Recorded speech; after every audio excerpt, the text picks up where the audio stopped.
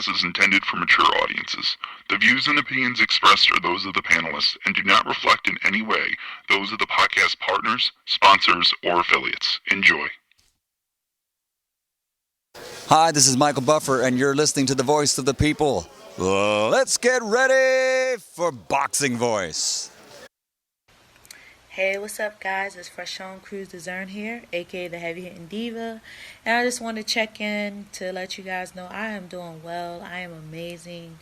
I just have a swollen lip from my mouthpiece cut in my mouth. My heart doesn't lie, and numbers don't lie, and they both said I won the fight. Was it a hard fight? Hard, yeah. I made it hard, but anything worth having is worth working hard for. So what needs to happen is a rematch. Pepe, Golden Boy, DAZN, Cancun Boxing. Make it happen. I gave y'all a shot. Come back over. Let's do round 2. Like I said, you ain't taking shit from me, and shit wasn't taken from me, you know? But you could take my belts away. You could take all of that away. I'm the people's champ. And the fans solidified that. So shout out to the fans here in San Antonio. Shout out to the fans on social media. Even the ones joking my hair. At the end of the day, they said, do you want the hair or do you want the belt? And I said, I want the belts. So fuck that hair. Let that be a lesson to you. If there's something you really want in life, make the sacrifice and fuck that shit and get it done. To little Mala, the 9-year-old fan I met out here, you are truly in my heart and was an inspiration tonight to keep fighting, and I appreciate you. I want to thank Golden Boy and DAZN for seeing my vision, allowing me to be a creative as a woman that invests in her own business and her own craft, designing my dancers' uniform, my drummers' uniform, putting together the music, my uniform, the production, and allowing me to create freely and let the world see my vision. It was a dream come true. Only icing on the cake would have been to get the correct decision tonight. But hey, sometimes you gotta lose to win. Last time I lost, I bounced back and became a unified world champion. Who knows what will happen this time when I bounce back? Bigger and better, because there's a lot of fight left in me. I just want to shout out my husband, Glenn Dezurn Jr. Man, you've been with me every step of the way, wipe every tear, pick me up, and I'm so grateful for you. My cornerman, B, Boog, Agnes, thank you for pulling me through tonight and just, rocking with me. My whole team that was there supporting me in the ring, in the back, whatever. It means the world to me, and I'll just keep moving forward. I hope you guys enjoy the ride. Tonight was a night for women's boxing, so we got to get the rematch because this is what the game needs. And I grind from the bottom to get to this position, from the mud, like on the muscle. Me and Glenn and, a couple people on the way. So I think it's only right, especially as a champ. I deserve my shot again, and I want to put the same passion. And I'm going to make sure y'all get the right answer this time. So, enjoy it while you got it, but you're going to have to see me again. And there's no ands or buts about it. God bless, and thank you guys for tuning in, and I'll see you again soon. Yes.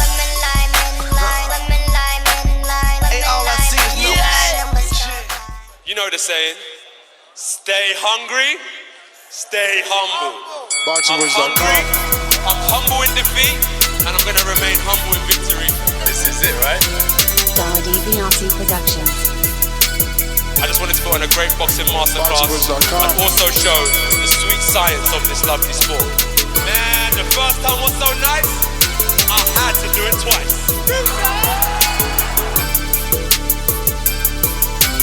But I'm prepared to the best of my capability, and I pray that I get the win. Look at it, I love Mike Tyson, how he came into the game on some different kind of vibe. You know what I mean? But it takes a crazy man to want to fight, you know what I mean, day in, day out. The hardcore sport, as you said, no silk shoes. Ain't no other sight in the game can see the boxing boys. Good morning TBV, and welcome back, ladies and gentlemen, to another edition of the Boxing Voice Radio. I am your host, Nestor Gibbs. Find me on Instagram and Twitter at NestGTO, and we are back with another one. Damn, what a fight. What a fight. What a moment for women's boxing. Shout out to Franchon Crews-Dezurn. Shout out to Alejandra Jimenez from Mexico. What a fight. I don't think I've ever been this excited for a women's boxing match ever. I don't think I was as anxious for a women's boxing fight ever. This fight, I mean, I knew off a physical appearance of Alejandra Jimenez, La Tigre, I knew that there was going to be some issues. I knew that this was going to be one of those fights that we got to, watch and we would be talking about for years to come, and I think it may be years. I know that Claressa Shields was looking for a super fight with Amanda Nunes. And you know what? Honestly, maybe that could still happen, giving Alejandra Jimenez time to build some sort of American fan base. Maybe have her go ahead and unify versus the girl that dethroned Alicia Napoleon this weekend. That is the same division. So maybe, and I'm speaking for Claressa, I did reach out. I don't know if we're going to be able to get her on. Obviously, I reached out like 3 a.m. and, she's seen the message, just seeing if she'll be bothered to answer it on a Sunday morning. Who we will have is the trainer of Franchon Crews-Dezurn, which is none other than Barry Hunter. Shout out to Barry. True G. I know he hasn't jumped on the show just yet, but just answering my text at 3:30 in the morning to come on the show shows the type of champion he is. I reached out to Joel Diaz, Eric Gomez. Fuck, I even reached out to Pepe Gomez. You know what I'm saying? Because this fight needs to happen again. This fight needs to happen, but I'm being honest. I'm being honest, and if we're thinking for the betterment of women's boxing, Franchon Crews should not go into the immediate rematch. She should probably face the loser in Alicia Napoleon. Let Jimenez face Sederus, and then let Shields face Nunes. Shields beats Nunes, becomes a global star. Alejandra beats Sederus if she can, because Alejandra is beatable. Jimenez is beatable. I mean, look, my girl, HH Diva fought the wrong fight. She had to use more lateral movement. She had to move to the sides. This guy, I told you guys this girl's leg was no fucking good and the knee was no good.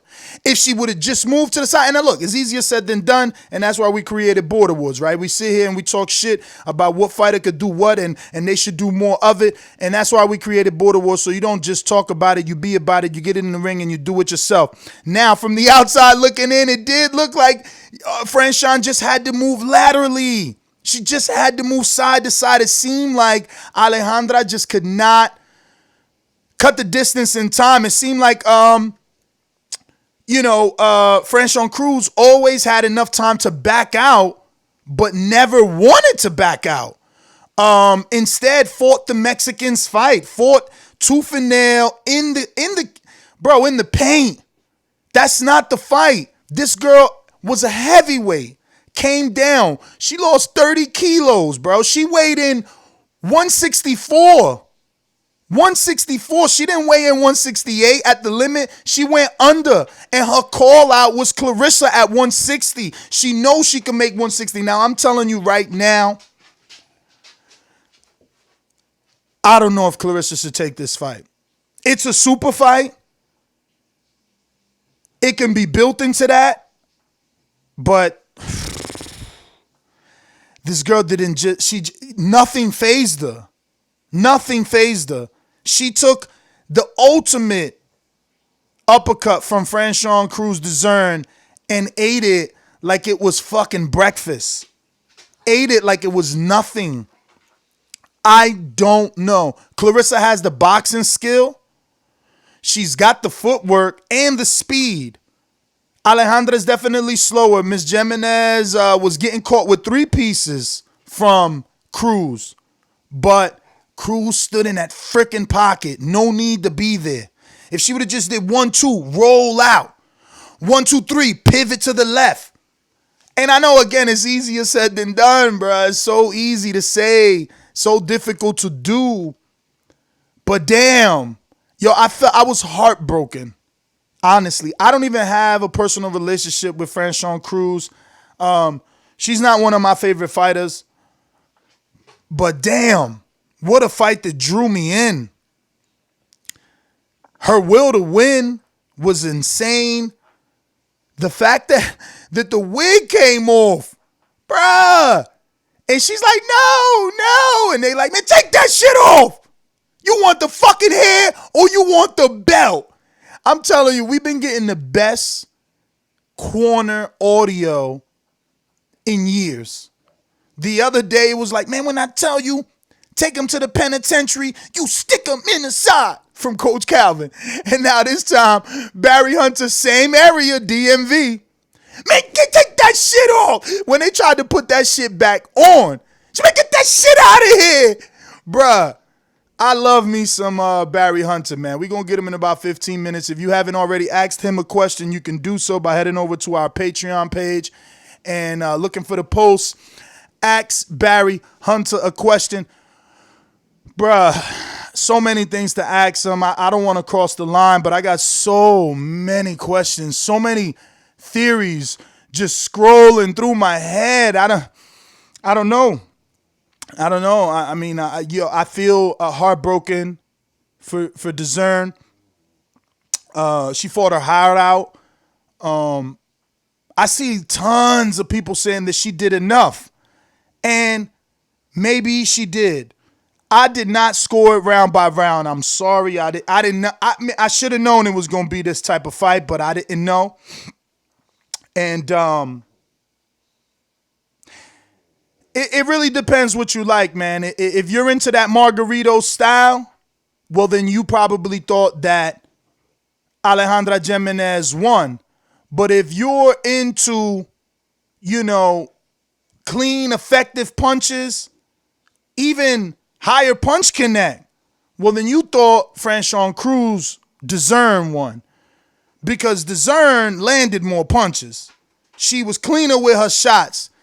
And I think her blows were more telling, right? They were cleaner, more effective, where Alejandra was more activity and pounding.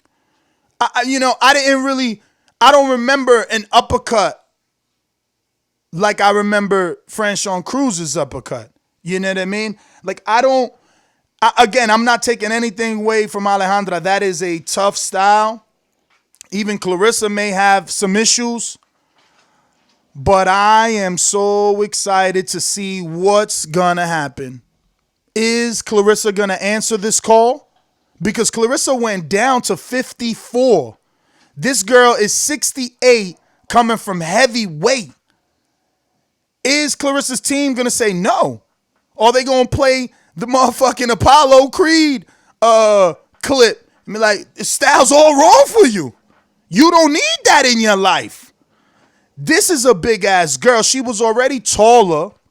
And you got to imagine on fight night, bro, we don't got no unofficial scale. And I told y'all, man, when I seen Pepe, like, I don't know. Is it me or was 98, 92 out of this fucking world? I'm like, are they cheating? Dezurn, like 92, 98. But it's hard to say that was a cheat when the other two scorecards was 97, 93. It was just a fantastic fight. One of those fights that women's boxing is going to remember for a long time. And I think it's a fight that deserves a rematch, but not immediately. I mean, I know for Dezurn, she probably wants the rematch immediately. But I think she needs to regroup. I think she needs to get in there with some big dudes. I mean, I heard Barry Hunter say, yo, your sparring was tougher than this. And we got to ask him that. We got who they brought in for Spawn? Because I seen Claressa Shields had Andre Durrell for Spawn. That's a 175-pound man that isn't 175 pounds during training camp. So who did Dezurn bring in to mimic this woman that is built like a fucking house? Listen, Dezurn, you got to give her credit, man. I knew that this was like something that we had to do, something that we had to talk about because you just don't see it. She just unified and she gave this girl a shot. I don't even think this was a mandatory. This was a shot she gave her. And if you can hear from the clip that I played, she doesn't even sound confident or secure that there was a rematch. She's asking for the rematch. So, damn, man. How they ain't put a rematch clause? This is what I said. Didn't I tell y'all Thursday that Pepe Gomez and Golden Boy probably we was fucking with Alejandra Jimenez more? I told y'all. Once I said, yo, we got to be careful because of Pepe Gomez. Not that he's a crook, but like, he got crazy ties with the WBC. He's that dude with the WBC. So when I seen he was involved, I'm like, damn, no wonder she got her shot with the WBC. I just can't believe Dezurn didn't have a rematch. I reached out to Dezurn and she reached back, you know what I mean? She told me she's going to be on a plane at the time of this interview, so she won't be able to come on. But damn, I wanted to get her. I reached out to Pepe. He still sleep. Listen, they was out partying. Joel Diaz was out like at 2:30 in the morning drinking beers with Alejandra. So I was on my job trying to get anybody I could. But you even seen Oscar's social media. He reposted proudly of Alejandra's win in a picture with Alejandra Jimenez, La Tigra. So I think that Golden Boy is happy. What I don't understand is I think Franchon Crews did a good job being a female fighter for Golden Boy. Maybe she wasn't the right ethnicity. Maybe she wasn't Latino and couldn't bring in a bigger market. But I think she did a damn good job the way she carried herself. All the extras. You know, you seen all her B-roll footage for the promotion of this fight. You seen her dances. She made this into a big event. And I hope that she gets a second opportunity, man. Her first fight was versus Claressa Shields. I mean, think about her schedule. She's got like, what, 6-8 fights? And her first fight is Claressa, and now this is her other fight? Like, bro, she just fought the Terminator. I'm just keeping it all the way. I'm just keeping it all the way 100, man. She fought a Terminator. My thing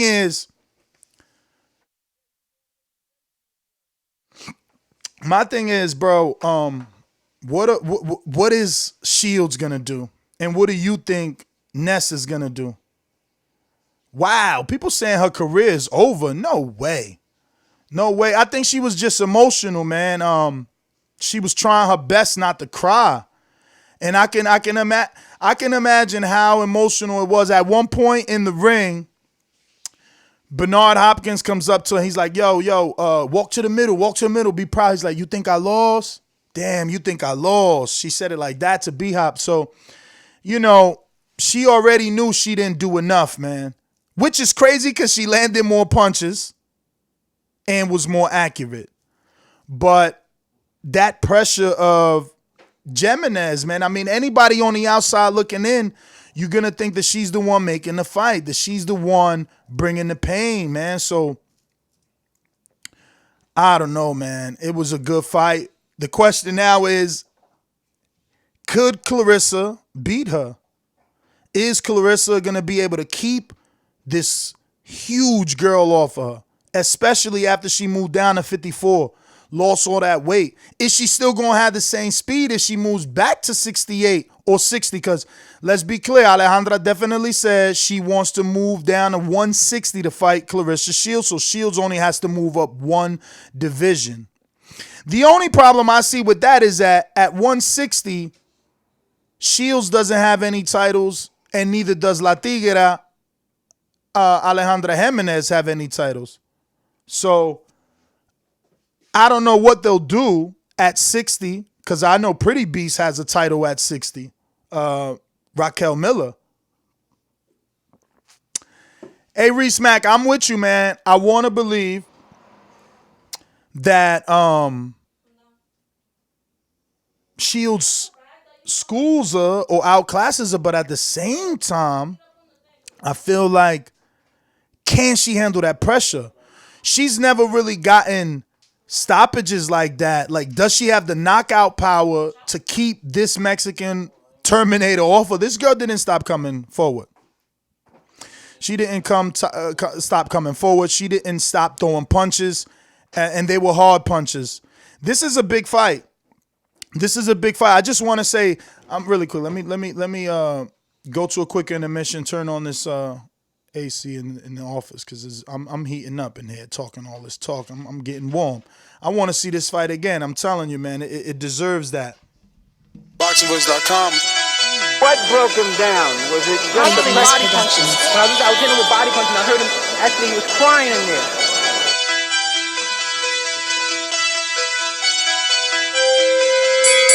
You were saying that Biggs was crying when you hit him? Yes. When did that happen? And perhaps the fourth round on? Yes. We're back. We're about 5 minutes away from Mr. Barry Hunter. Let me go ahead and put in a text to him.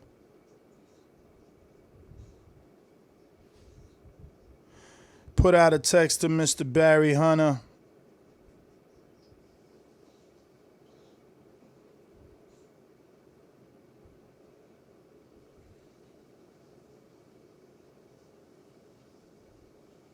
Straight silence. That's radio failure. Pardon me. All right, so I just text Barry. Let's see what happens. Let me double check my WhatsApp. I text Mauricio. He actually answered me back, but it was for something else. I really don't know what I can ask Mauricio on this. I'm sure he'll be willing to give Franchon a rematch, or at least say that he would. But I don't know that there's much we can get. The one I want to answer me back is Eric Gomez. I want Eric Gomez on this show. I want to ask Gomez, what's this deal? I know that Oscar said they'd be willing to do the rematch in Cancun. Now, Cancun is where Alejandra is from, man. First of all, Dezurn gave her the first fight in Texas. In San Antonio, that's baby Mexico, man. And that was one of the things that they asked her, like, do you think that the crowd had anything to do with it? Because it was a pro-Mexican crowd, a pro-La Tigra crowd. And Dezurn, man, true champ, man, she said no, man. She said no. She didn't care. But that's a great question, Wawa. Is Jimenez part of the WBC clean boxing program? That's fucking right. Bro, I don't know how the telecast didn't even mention nothing. Like, I was the only one that said anything, and then I hope that it doesn't get back to Jimenez, and then all of a sudden she's like got an issue with me. I'm just going off of physical, attributes, and I said what I said. You know what I mean? But I think I was right in what I said. Like, you heard her post fight. You know what I'm saying?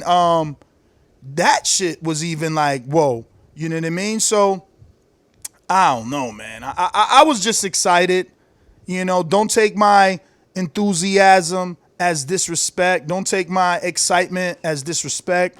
If you're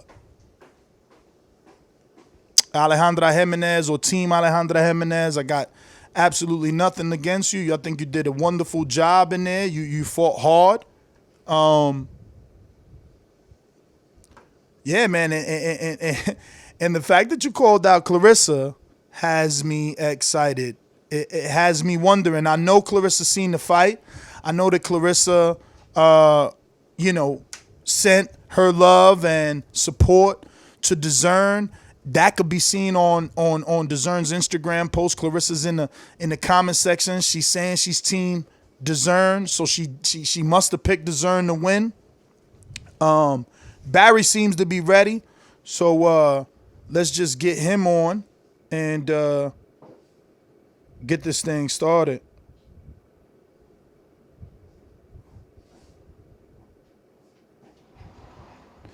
Man, I mean, just a great fight, man. Great fight, great night of action. Definitely lived up to the hype. I told you guys it would be a great fight, and I'll be honest, I wasn't 100% sure, not knowing much of La Tigra, but the more and more research I did, the more and more I felt like this was gonna be a barn burner. The minute I found out she came down from heavyweight, it was two things, one or two things. I'm like, she's gonna gas because she lost so much weight, or she's gonna be a fucking bulldozer. And pretty much that's what it was. She was a bulldozer in the ring. But we do have world-renowned trainer, Coach Barry Hunter.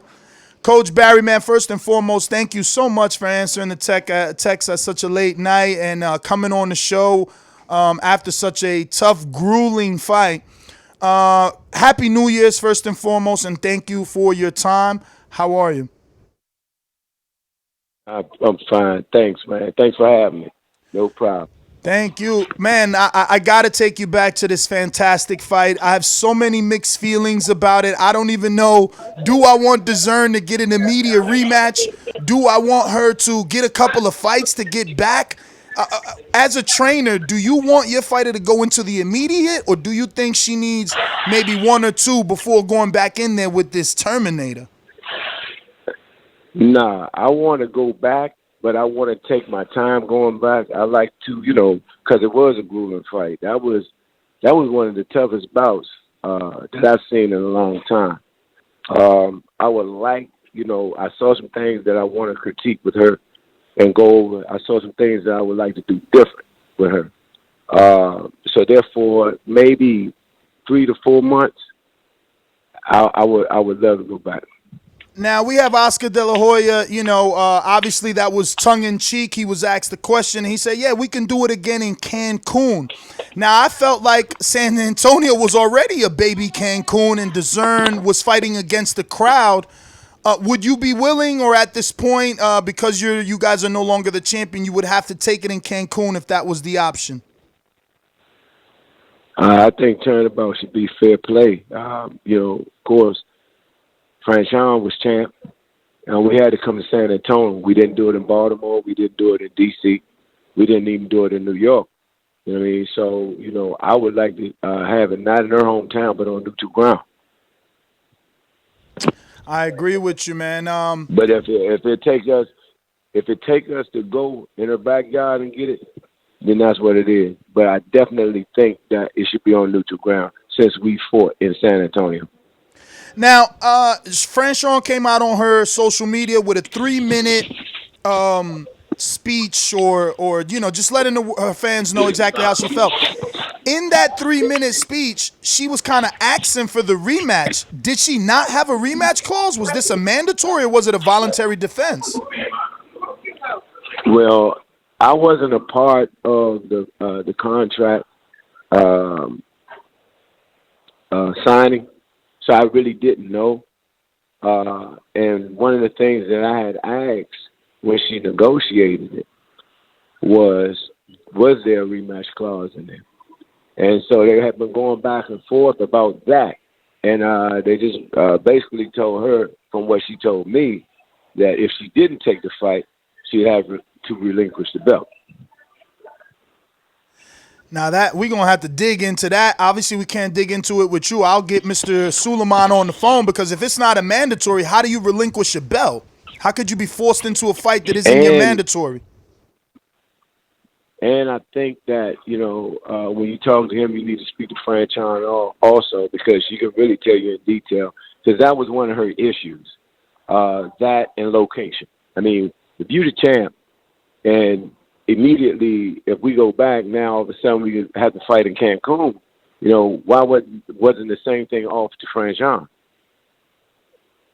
Nah, I totally agree, but we know the business of boxing. They're looking at La Tigra Alejandra Jimenez as what she is. She's a Mexican who's definitely going to draw. We heard the crowds for both, but we knew that they were pro, Alejandra.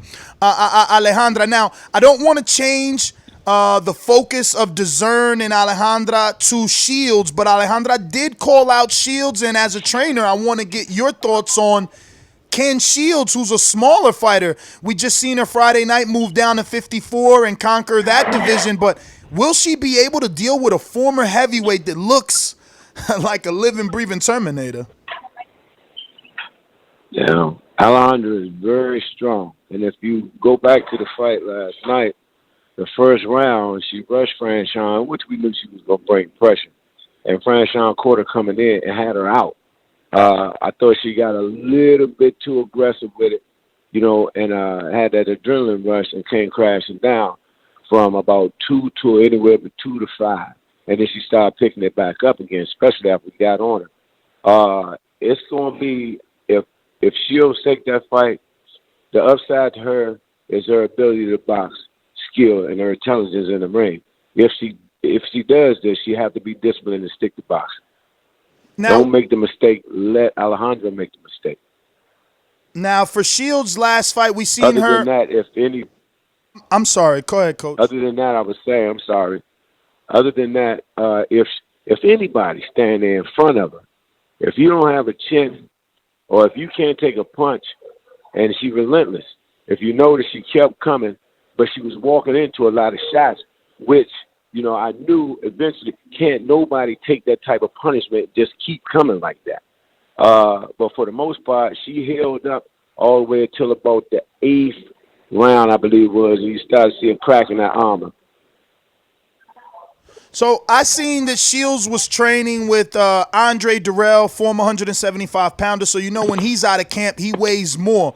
What sort of sparring did you bring in for Franchon Crews-Dezurn to get ready for, basically a heavyweight? Because we know she made 164 at the weigh-in, but we don't have an unofficial weigh-in and what she weighed on fight night.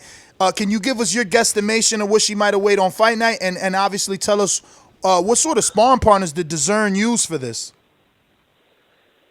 Dezurn had, she had a lot of guys, and of course, she around a lot of pros all the time. And most of her sparring is with male athletes. She had one young lady down there that we worked with, but for the most part, most of the people she sparred professional or top amateurs with height and size on them. We got one kid that's about, I believe, about 6'2", 180 pounds, 190 pounds. And that was one of the people that she was sparring with. And down the stretch, we had a lighter person that she was in front of, maybe a middleweight. Coach, man, I seen you telling Franchon, to box. And at times, it seemed, and like I was telling my listeners, look, it's easier to say it from the outside than actually do it. But at times, you would see Franchon throw the 1-2-3 with that left hook, ending with the left hook, pivot, and be in the safe zone. It seemed like, I haven't been following Alejandra too long, but obviously I did a lot of stalking once Dezurn announced this fight, and I noticed that Alejandra had a left knee brace for at least a year, and she had been still taking pictures with it up until fight week. And I figured it was going to make her lateral movement difficult, and it did. She could come forward and backwards, but not really to the side. And you would tell Dezurn to use lateral movement, but she wouldn't. What do you think it is? It's not specifically about Dezurn, but any fighter. Why can't a trainer get through to them during that moment in the fight? A lot of times, fighters and trainers are like, they train for the physical, but they don't train for the mental. And most of what you see is mental. You can tell them, you can teach them. It's the same thing like the jab. The jab is the best punch in all of boxing. It's the first punch you learn in boxing. And it's the easiest punch to throw in boxing. But you hear trainers screaming it all the time, and fighters struggle within themselves in order to do it.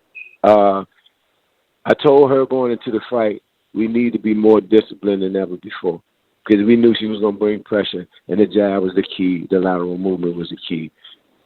You were correct when you said coming forward. When she came forward and when she was able to set her feet, she was able to do what she did. But lateral, backing up, she was dead in the water.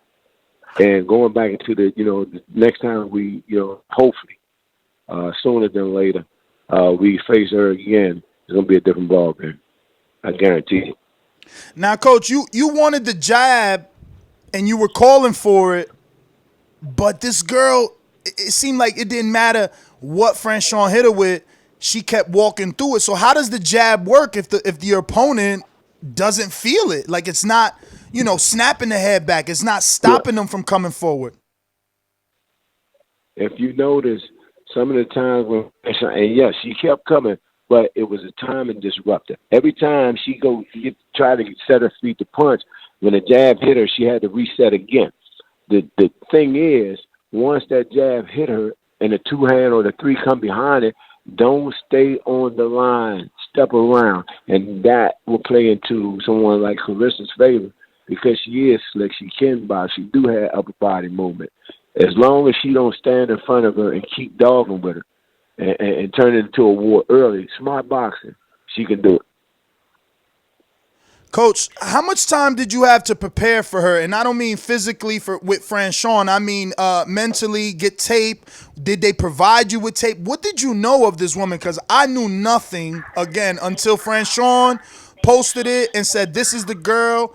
And then I clicked on the girl's social media, and I'm like, what in the world? I was already I'm like, yo, I'm not trying to be funny for any time. I was afraid for her, and I got her on the show immediately like, you not at all nervous? And the only thing she said, I don't care what she identified with, I'm going to beat her ass. I said, okay, but I was nervous. So I want to know, how did you feel when this came on your desk and you seen the opponent? When I saw her, I recognized her strength. All the fights that I saw her in, she just all pressure. Again, like you said, going back to the lateral movement, there was lack of. And the only time that she would be able to do the damage that she does is when she sets her feet and when she came forward. And so I told Franchon, we're going to take it back to the amateurs when we were boxing on the computer and things of this nature. You get yours, you step around, and you be gone. As soon as they turn around, you meet them with something else and you go again.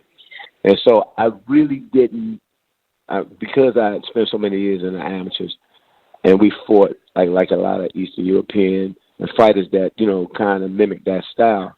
It wasn't really a threat to me as long as Franchon were able to stay disciplined, and do what she was supposed to have done. I didn't have a problem with it, to be honest with you. Now, you spoke about wanting to give Franchon 4 months. Would you take a fight in between those 4 months, or are those just 4 months of training and healing? 4 months of training and healing. And actually, this time we'll hit the road. I have a real good friend that works with Caleb Plant and Badu Jack, a few others, and Sean Porter, Larry Wade. And so we'll go down to Vegas a little bit, visit with him and Kenny, and be ready to rock again. Oh, I'm more than confident in a rematch. So you are giving me the slight inclination you felt maybe Franchon needed to have a little bit more in the tank? Because when you talk Coach Larry Wade, you know what he brings to the table. We see Sean Porter never is short for gas. Right. And see, I want to get her out of her comfort zone, and get her mental more so than the physical. Because mentally, you're going to fight. A lot of fighters are going to fight. Say if, in her case, she had never been dazed before like that. And when she got to that place, I saw doubt in her eyes. And that's why I started talking to her the way I did. And then she responded to it. And down the stretch, she did what she needed to do. But nevertheless, I want to see more energy. More energy. I don't want to see that type of body language. She scored big shots. Her Franchon's punches and her scoring blows, you could see clear. Clear. The other, Alejandra was working, but Franchon threw the cleaner punches. I had to score by 2. 6-4. All right, Coach, I got a few questions from the people, and then we'll be all done. We got Christopher Riley that says, is 2020 when Anthony Peterson finally gets a title shot? Well, definitely we've been working on it. I don't know, in Anthony's case, every fight that had been offered to us, from Gamble on down, we took, and it wasn't us that turned it down. We don't discriminate. I figured, you're in the gym every day, you're doing what you're supposed to do, so I don't care who we fight. Hopefully he's right. And that is the mission. It's funny that you asked me that question. That's the mission. Perfect, beautiful. You know, we've always followed Anthony here for quite some time. We're waiting for him to get his shot. We got Mad Bent, who says, "What do you need to work on with the hard-hitting diva? What do you think of women's boxing today?" I think it has evolved, and I think it's gotten a lot better. You know, when you look at Franchon, you look at Claressa, you look at some of the young ladies out there fighting, they're bringing a more fine-tuned skill set to the table. I think in Franchon's case, what she need to work on more is her mental. Because when your mind starts telling your body that you're tired, your body starts to listen and start to react as such. We got Jemmy in Delaware says, "What's the difference in training when training a woman as opposed to a man, and how much conditioning was done for this fight? Franchon looked like she was gassed out early in the fight." In our case, you know, we try to, of course, you have to be cautious when you're putting them in there with, male pros and things of this nature, because at the end of the day, they're still women. But nevertheless, I try to treat them almost the same as I do, the guys. We push them, as far as we can. We back up when we need to, and we definitely watch, during the course of their sparring. The next one is from Brandon Maurice in Cincinnati. He says, "If the Crawford versus Porter fight comes to fruition, what game plan would you and Kenny come up with to secure the win over the pound-for-pound king?" Well, of course, we won't, talk about what we want to do or would do in a fight. But nevertheless, Sean is one of the rare athletes that is very, very difficult to prepare for. People will look at him and, think, well, he's going to be a brawler. He'll turn around and box. Well, he's going to box you. He'll turn around and brawl. He can fight inside and outside. And then you got to understand he had a long amateur career, both domestic and international. So Sean, and he's tough as nails. So Sean, one of the rare athletes that is very, very difficult to prepare for. You think about every fight that he's fought and everybody that he has fought, everybody has trouble with him. And once again, these questions and views are not my own. So, Mauricio Suleiman, I love you. Tracy says, "Was there testing for Jimenez? I commend Dia for taking the challenge, but it's obvious she has high testosterone levels." There was testing. I can't say yay or nay to whether they tested her or not. Franchon definitely got tested.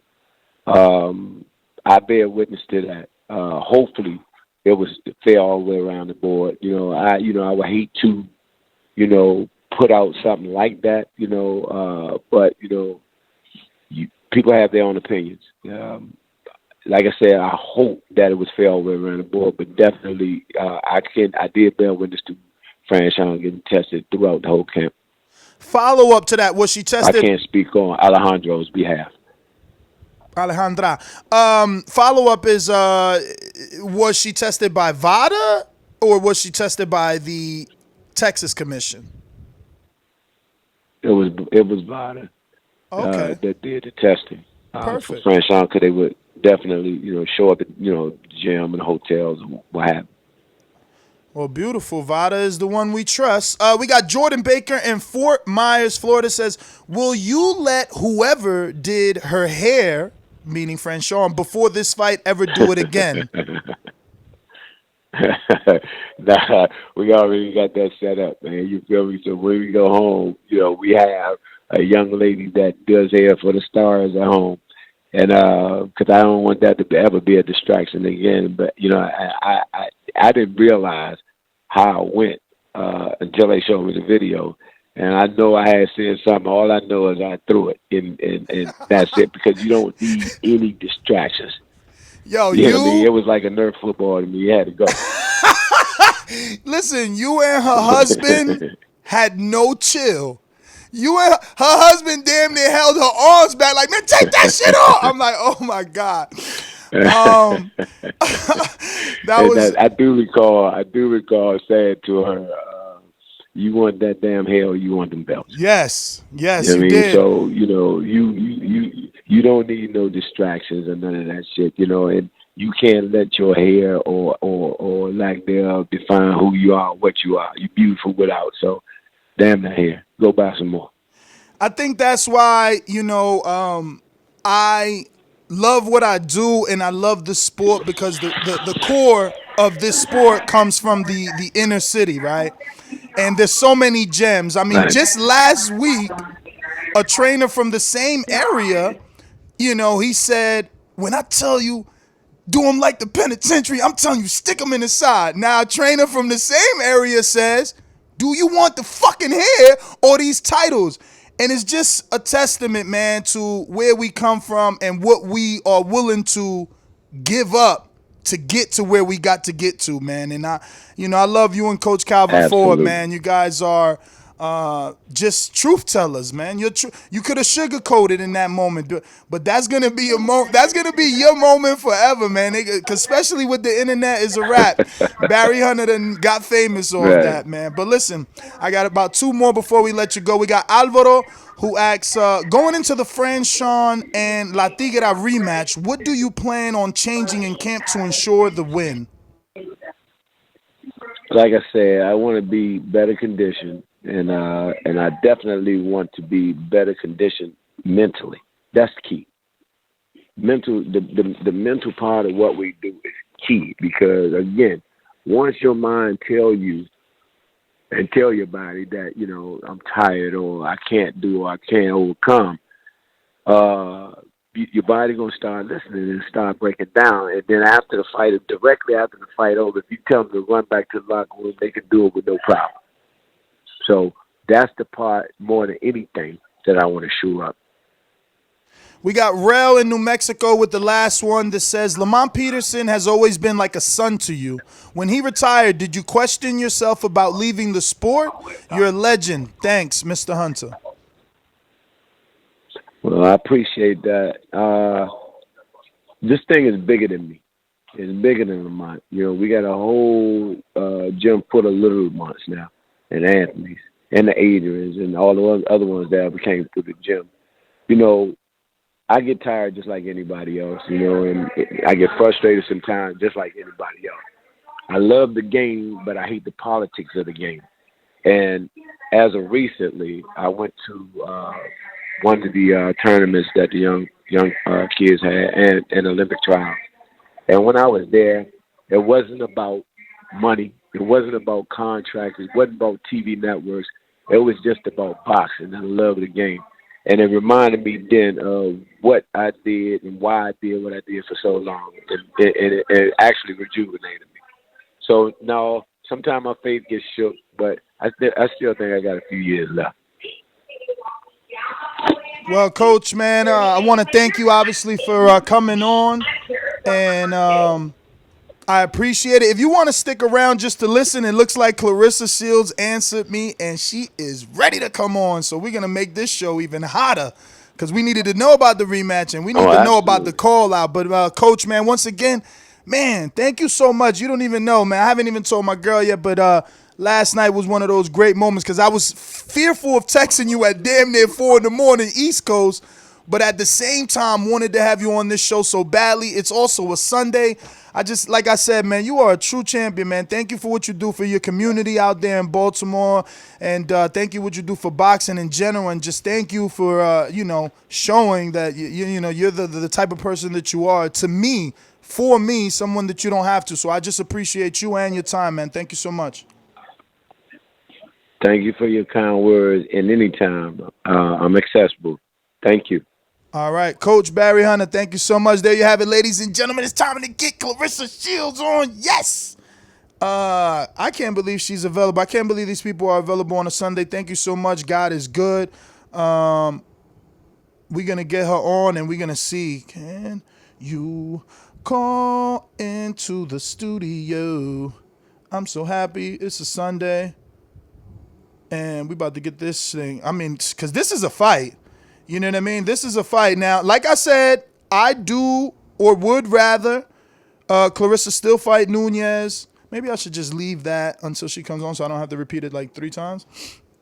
Because I think that La Tigra does need some. She said, you know what? When the champ says you call her, I think you just should call her, right? So let me call her myself into the studio and then call the champ and stop playing games, having her call me like I'm somebody, right? So let's do that. And so yeah, I think that Alejandra, she just bust on the scene. You know what I mean? We don't know her, so I think we got to give her that fight. You know, if she could go and unify with Eileen Cederos, I think it is. Eileen Cederos. I know I'm pronouncing her last name wrong, but she just beat Alicia Napoleon on Friday night. If she goes and unifies with her, that's another American television, because this was her American debut. Oh, man, she went straight to voicemail. All right. Let me tell her I just called. And it went to voicemail. Sorry. So, okay, this was Alejandra's debut in America. So I think she still needs, 1 or 2 more fights. Called you. It went to. Oh, there she goes. Hello, Ms. Shields. All right, let me. Share it. One moment. All right, we got her. She's ready. Mute that. All right, ladies and gentlemen, we have Claressa Shields, the GOAT, unified in so many divisions, making her story, and just did that on Friday. Women's boxing so hot. I mean, look, this is a Sunday, and I'm just so happy and grateful that you took the time out. Like I said, it's Sunday. You're a champion, multiple division. You're taking out the time to come on the show. I want to thank you and Barry Hunter once again. But women put on a show this weekend, and it really got the ball going. I mean, my juices are flowing right now. Just the possibility of what can come and what we saw this weekend with what you did, what Miss Ellen Cerrutos did, and now what this new player to the women's boxing division or ecosystem in Alejandra Jimenez, and her calling you out. And I have to hear what's your thoughts, because I know you went in the post and you said I'm Team Dezurn and you picking Dezurn to win, and she's a friend of yours. Oh my God, I got so much to say, but Happy New Year. Congratulations on the win. You are the GOAT in my eyes. Thank you so much for coming on the show. That was a mouthful. How are you? I'm good. I can definitely say I'm so happy with women's boxing this weekend. Do I see some decisions being the other way? We had some really close fights with Alicia losing her belts to the Cederos girl, and Franchon losing her belts to Jimenez. But I would just say this: women's boxing has never had this much clout, this many champions, this much respect ever in the history of boxing. This is a new generation, and I mean, we have resurrected a dead sport.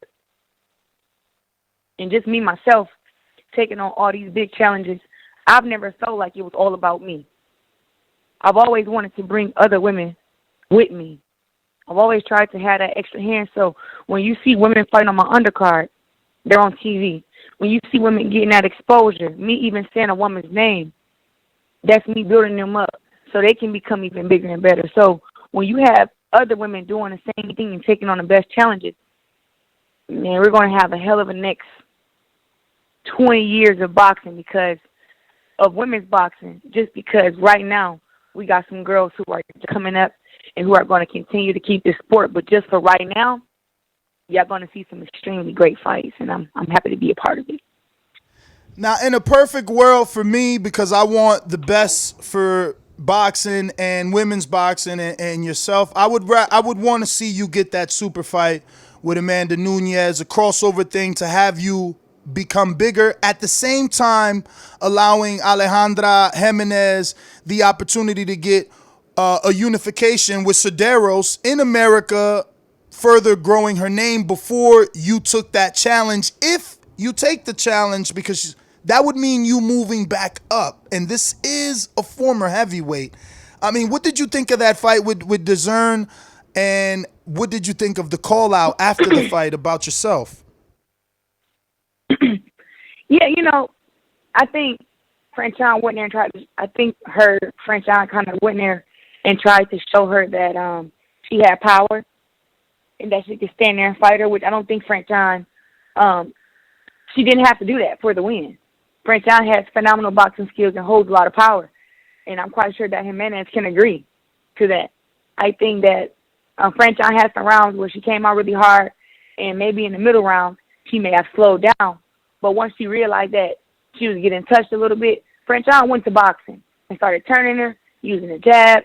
And I think it even showed that she landed more and landed at the higher percentage. I think that the fight was close, but I didn't think that Jimenez deserved the win, because when you're fighting against the world champ, you got to take their belt. You can't come in and have a close fight and win a few close rounds and win a belt. I feel like anybody who's coming to take a world title, you take a world title like how, Charlo took it back from Tony Harrison. You don't go in there and, kind of keep it close. So for me, I thought that Franchon held on to her belt. And just for the call out after, Jimenez don't want no smoke with me.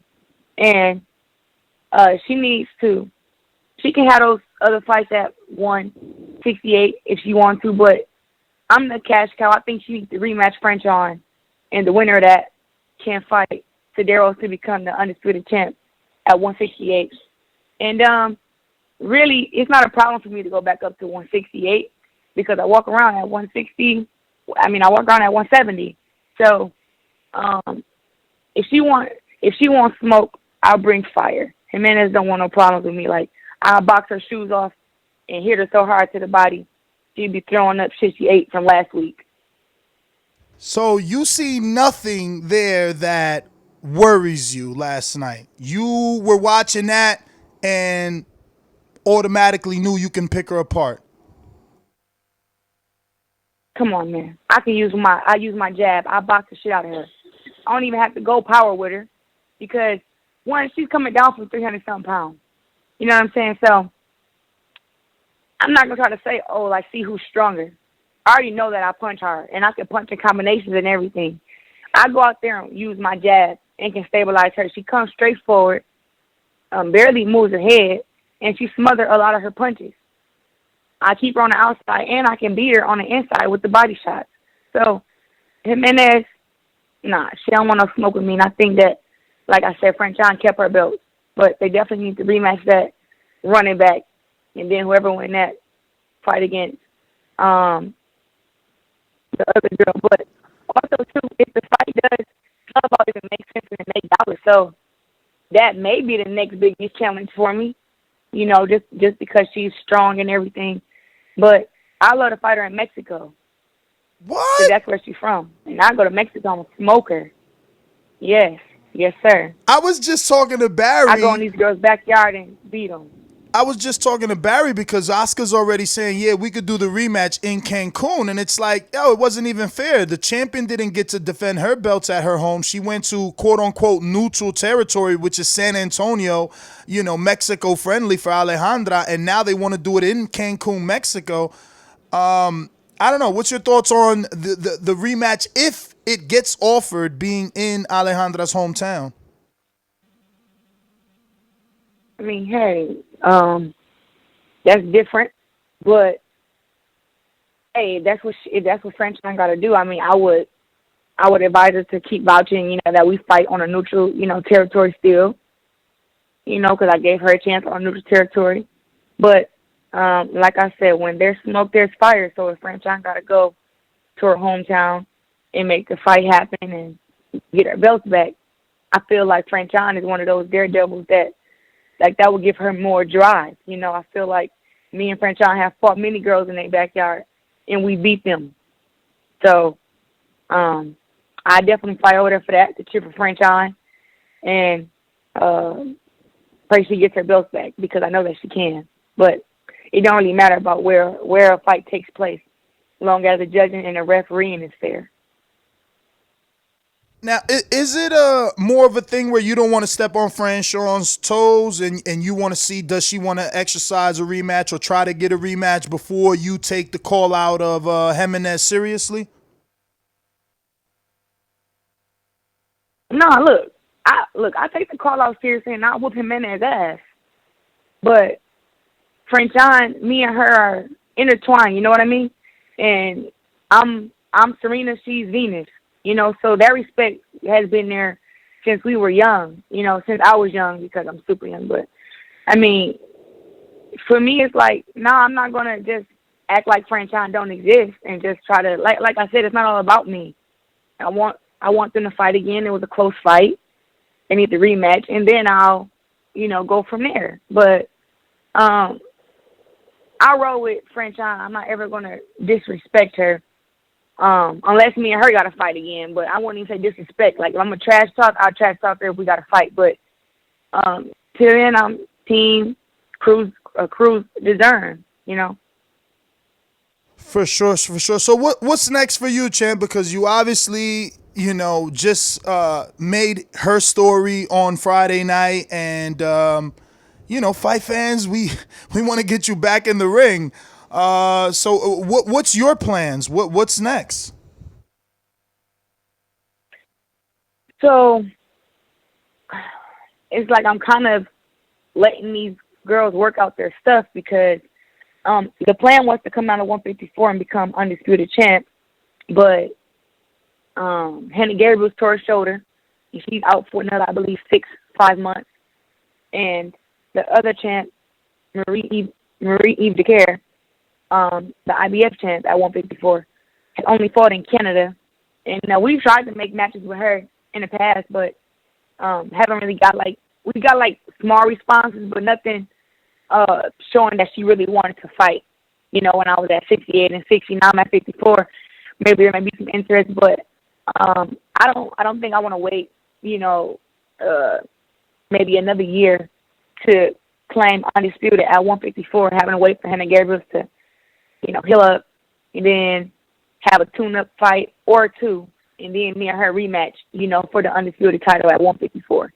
So I want to defend my title at 160, and I'll fight my mandatories or whoever. Like I said, if it makes dollars and it makes sense, I'm there. But definitely probably go back up to 160. But I got to talk to my manager and stuff actually tomorrow, and we have 10 days to exercise. Either we want to go back up to 160 and stay undisputed champ, or give up all those belts, or if we want to give up the 154 belts that we just won and focus on 160. So we got to talk tomorrow and see what the challenge is, what makes sense, what makes dollars, and we'll talk tomorrow. Well, obviously, you are the champion, and your decisions are not based off your opponents. But keep in mind that Alejandra Jimenez's call-out was at 160, where you are undisputed. So she'll be coming down another 4 pounds because she actually weighed in at 164. But she'll be coming down a whole nother division to face you. And if you give up those titles, who's going to have them, right? Is she going to be able to have them all when you face her? I don't know. Just something to keep in mind. Listen, Jimenez can say she'll come down to 160 all she wants to, but it's a different ball game actually coming down.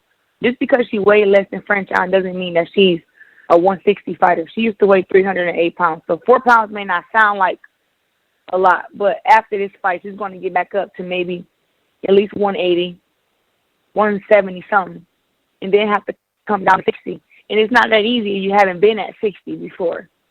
So if she wanna come to 160 and fight for my belt, I'll whoop her ass. But ain't nobody getting no free shots at me. She better fight somebody who, just like I tell them about Miller and any of those other girls who are on a lower scale coming up.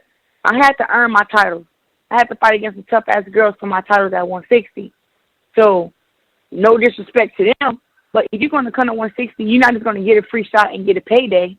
You got to fight at least one person who I beat, and you can pick whoever you want. You pick whoever you want, but you got to work your way up to me. There is no free rides. So as great as, her being a champ at 168, Fight somebody at 160 who I beat. And then me, you can talk business after. But you got to earn it because I didn't get no free shots. I had to fight against some girls and work my way up the ranks. And I fought against Hammer. 24-0, 11 knockouts. I was 8-0. Have any of the girls who want to fight me, will they fight against a Hammer, a Nikki Adler, a Tori Nelson, a Hannah Gabriel? So they got to fight somebody. And then after that, come holler at me. What do you think is tougher for these females, for a Pretty Beast, Raquel Miller, for a Dezurn Crews, or even Alejandra to fight? Is Hammer the tougher fighter, or is Jimenez the tougher fight for these females? It really styles make fights. I think that Jimenez brings that power, but Hammer will outbox the shit out of a lot of girls, you know, and that's why these girls don't. Like, I'm surprised nobody has been calling her out since I beat her, because if they can beat Hammer, then they can possibly get a shot at me. But I don't really hear nobody calling out Hammer name. I hear everybody calling me out, but it's like, that's because I'm the cash cow. But they still got to fight somebody, because at the end of the day, they can say what they want. I make the decisions in my career. Like, if my team call me and they're like, hey, we found you a great opponent, and this is who she is, and I look her up, I'll let my team know, like, look, her record is good, but she's not going to be a challenge. We need to find somebody harder. So for me, it's like these girls got to fight somebody, or they got to be accomplished. And Miller hasn't accomplished nothing. I'm just keeping it real. Who actually fought? Who actually fought to be even having me and her name in the same sentence? To me, that doesn't even make sense. But I think that Franchon would give any girl a problem in the ring, just like she gave Jimenez problems in the ring last night. Now, this isn't me stirring the pot, but I follow Alicia Napoleon pretty well. And, I mean, don't her and Raquel pretty much have the same resume? Kind of like, just Raquel did it faster. Did what faster? Well, she's now the WBA champ. I mean, regular, right? You're the super champ, but she's the WBA champ at 160 now. She just won that belt. I didn't even hear about that fight. Yeah, I'll look it up. Gabriel was the WBA champ. I'm gonna look it up right now. The now. WBA interim? She should be the regular. Yeah, I think you're a little inaccurate. Last time I heard, she was the NABF champ at 60, but I believe she's supposed to be fighting against Hannah Gabriel for it. I believe Hannah Gabriel has the WBA. Interim WBA champ. All right, so not regular. Regular is a little different. Definitely, you're right. A lot of different. Come on now. Yeah. I mean, it's the one before it. It's the one before it. Regular's next. Then right, it's so obviously you. I think. Yeah. No, because I don't have the WBA at 54. I have the WBO. Oh, okay. All right. Well.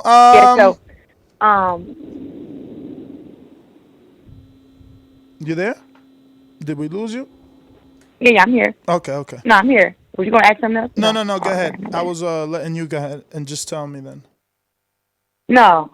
I was just saying, like, I know that fight was supposed to happen, because I would love to fight any girl who want to fight me, and like the best challenges. And I'm not saying that Raquel Miller can't fight, but I beat her 4 times in the amateurs already.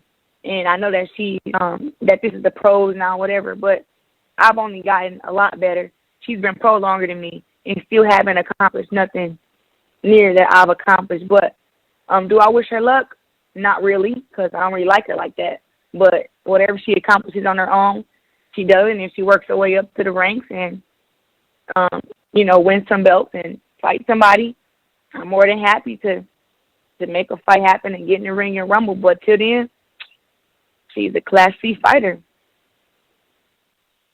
So, obviously, you broke down the landscape and said who's busy and tied up and things. So how realistic is that Amanda Nunes fight? And if that isn't realistic, you said the the mandatory, right? So how realistic is the Nunes fight?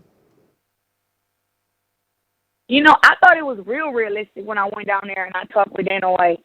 And he told me that, you know, Amanda Nunes would come to my fight because I came to hers. And it was something that she was, I guess, kind of interested in. And he was interested in me also fighting her in MMA. And I just like to be a realist and like, look, I'll fight anybody. But when you talk about MMA, he's like, if you want me to go to MMA and fight her, she has to do the same with me in boxing. So I was all for it, but I also have to. MMA contains boxing. Boxing doesn't contain jiu-jitsu and wrestling and all that stuff, right? So for me, I'm like, let me go over there to MMA and get my feet wet, learn some stuff, start training before I go in there blind without knowing how to wrestle, without knowing how to get out of jiu-jitsu move and know how to defend a takedown.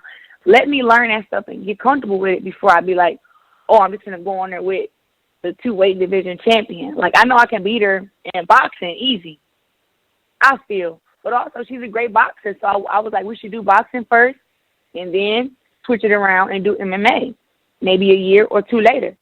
But I don't know if she's interested in either fight with me. I don't think she wants me in the cage, and I don't think she wants me in boxing either.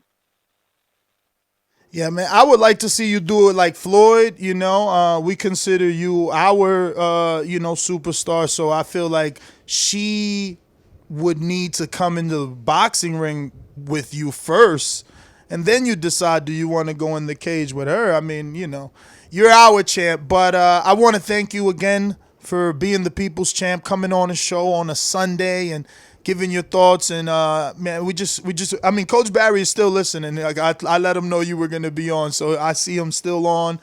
Matter of fact, Coach, any words you got for Claressa? Hey, champ, how you doing? I'm good. How are you? I'm fine. Thanks for the kind words for Franchon. Say it again? I said thank you for your kind words for Franchon. She really appreciates it. Listen, all the time. All the time. And, you know, I told her, I thought she won. And don't be grabbing my girl hairpiece off either. I don't know why y'all did that. Tell her to wear her braids next time. She know we don't wear no damn hair pieces. Yeah, hey, look. Hey, what I tell you, either you want them belts or you want that damn hair. And where I think you can always buy more hair. Yes, you can. You can buy more hair. You can't buy no belts. Hey, that's true right there. That's real. Well, continue success hey, to Coach you. Barry. You know, yes, ma'am. Hey, Coach Barry, on the real, if y'all need me to come in and help Franchon spar and get ready for a rematch with Jimenez, Franchon got my number. So I said, use it, hit me up, and I'll come and make sure, like, she's sharp to the T. Because she didn't have her game plan. Franchon don't need to go in there and show who's stronger out of her and that girl. Franchon can box her ass off. She wasn't stabbing with the jab yesterday that I know that she had, because I fought her plenty of times. She wasn't using, I think y'all say, she wasn't using the telephone, right? That's right. That's right. And if so that's why you she was trying to use more of a... You saw the fight, so you heard me say to her, jab, put in the circle. In other words, 2 to 3s and step around. You don't have to be there for war. Smart boxing. And when she started using the lateral movement and she started using her jab and her I told her to go back to the amateurs. When she did that, turned the whole fight around. Yep, sure did. So, y'all know, let me know. Because I'm team Crews. I'm gonna take until we gotta fight. I'm gonna take you on. I'm gonna take you on, and we team Shields, and I'm gonna take you up on that. And you got an open invite to the gym. I remember you when you was a kid in the Junior Olympics in Fort Bragg. You remember that? I've been a fan since that day. When was it? Camp Lejeune, I believe it was. Camp Lejeune. Oh, yep. In the Junior Olympics in North Carolina. Yep, J.O.'s. North Carolina. I remember. That's right. Lamont Peterson, which is Boogie. son Patrick was there, Javante Davis was there, and a few other kids now that's on TV doing their thing. So we've been a fan since that day. So I'm definitely gonna take you up on it. You got to open invite. You got to keep you at the gym. So anytime. Okay. All right. Just let me know. And tell Franchon keep her head up. I will. Okay. All right, Coach. Thank you so much. Claressa, thank you so much. I mean, if you want, give out any social media. I know everybody listening has to be following you, but if there's anyone crazy enough that isn't, please give out your social media so they can do so. Oh, before I go, let me tell you, it wasn't just women that appreciated that Beyonce ring walk. I loved it, okay? I did. It was really, I wasn't expecting that. No, I really was. I was watching it with my girl, and I'm like, oh, shit. And I look at my girl, and you know, all women love Beyonce. So my girl, she's not even a boxing fan. All of a sudden, she's glued to the TV. So that was intelligent. I love it.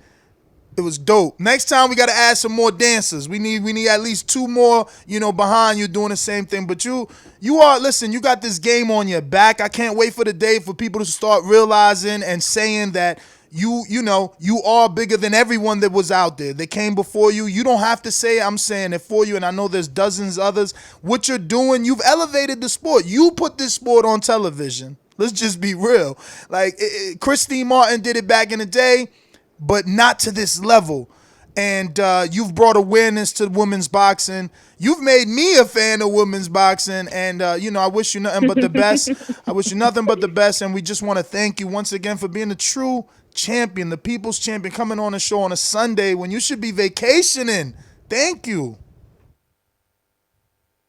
I appreciate that. And I just want to say, yes, I did come and, you know, resurrect the sport of women's boxing, but I can't do it by myself. Shout out to Amanda Serrano, Mary McGee, Franchon Crews, Katie Taylor, okay? A couple other champions. Their name not coming to me right now. But I just want to let them know, like, we are doing this together, and I appreciate everybody, you know, taking the biggest challenges in their weight class and making these fights happen. And on my social media, my name is Claressa Shields. I got all the blue check marks. So CLARESSA, Shields, SHIELDS. Everybody go on my Beyonce post and at Beyonce for me. Thank you very much. Thank you. I'm going to do that. I seen you said that, and I actually just commented on it.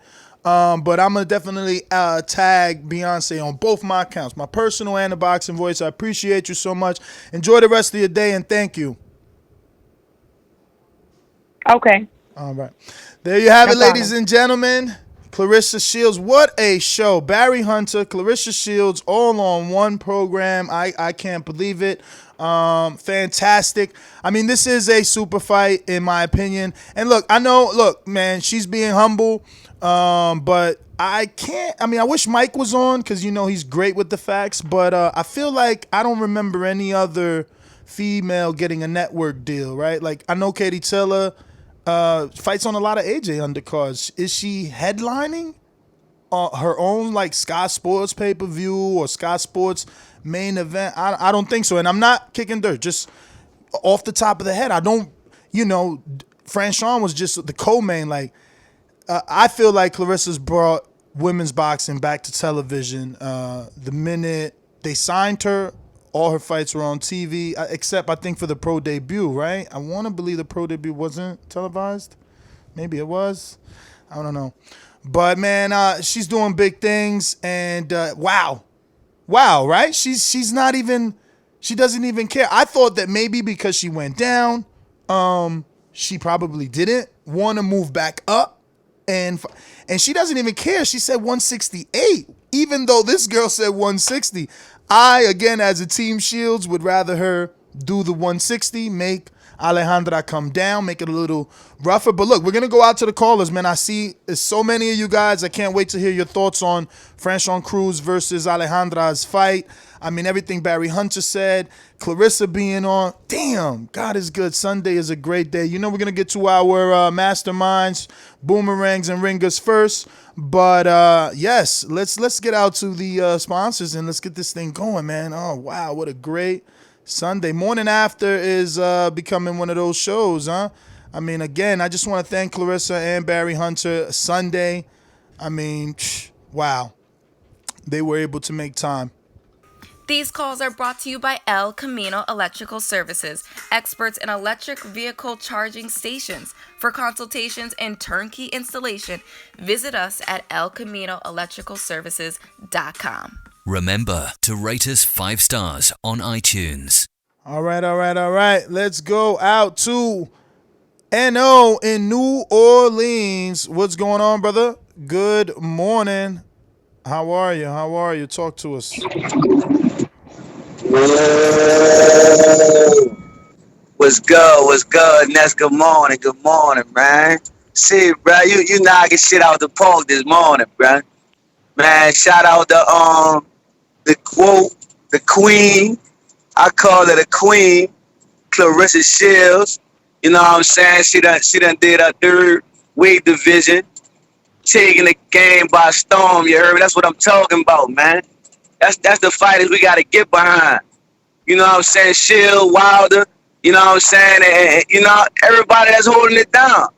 You dig? Shout out to Barry Hunter, man. That was, man, shit, but that's gonna be some iconic shit right there. Man, he took the hand, threw it out the ring. I was like, yeah, man, we ain't worrying about that. We might have to stop this girl in the last round. Let's get it. It's war time. We worry about all that after. We gonna get pretty after the fight. Makeup, lipstick, high heel, yeah, all that. But right now, we're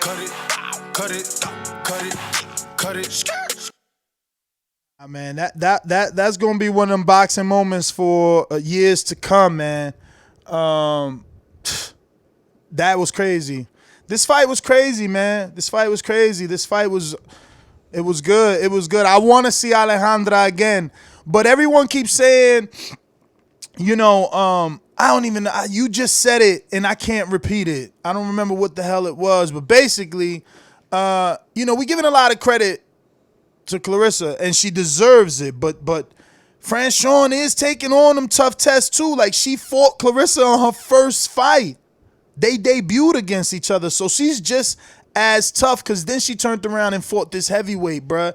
This girl made her name now off of Franchon, but it looks like Claressa been watching her, man. She knew she was 300 pounds. Claressa's just too focused, man. She's too focused. But yeah, we're going to keep going down the lines, man. CYP, LA. Yo, what up? Good morning. Good morning. Let me cook. Let me run 2 back to back. For one, I know y'all in the chat, y'all gonna be mad. But my girl and Claressa are friends. They met at the Pan Am Games years ago, way before I think it was before she won her second gold medal.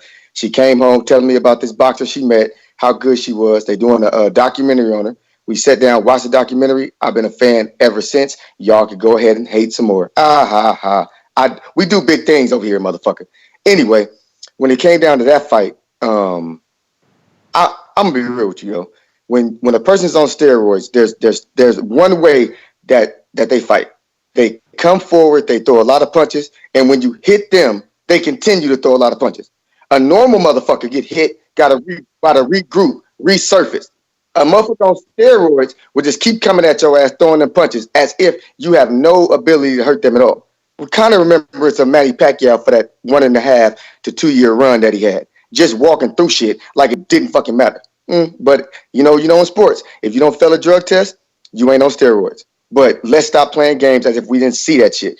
I give Franchon Crews a whole lot of credit for taking that, and I'm gonna tell y'all, as I've always tell all my athletes and everybody, the only thing that beats elite talent is steroids. Steroids will beat elite talent 8 to 9 times out of 10. That's just facts. Just facts. Now, on Claressa being a GOAT, she definitely is. And at the same time, I wouldn't want her to fight nobody who ain't under stringent blood testing before they get in that ring, similar to what Floyd did. And King Nello, GT, JT, whatever you do, you change your name all the time. Every time it's a black fighter, mention you always got something to say hateful in that chat, homeboy. And I'm telling you, if I ever see you, we're going to have to address that because you keep trying to run from it. But it's true. And even people in the chat notice that. She is.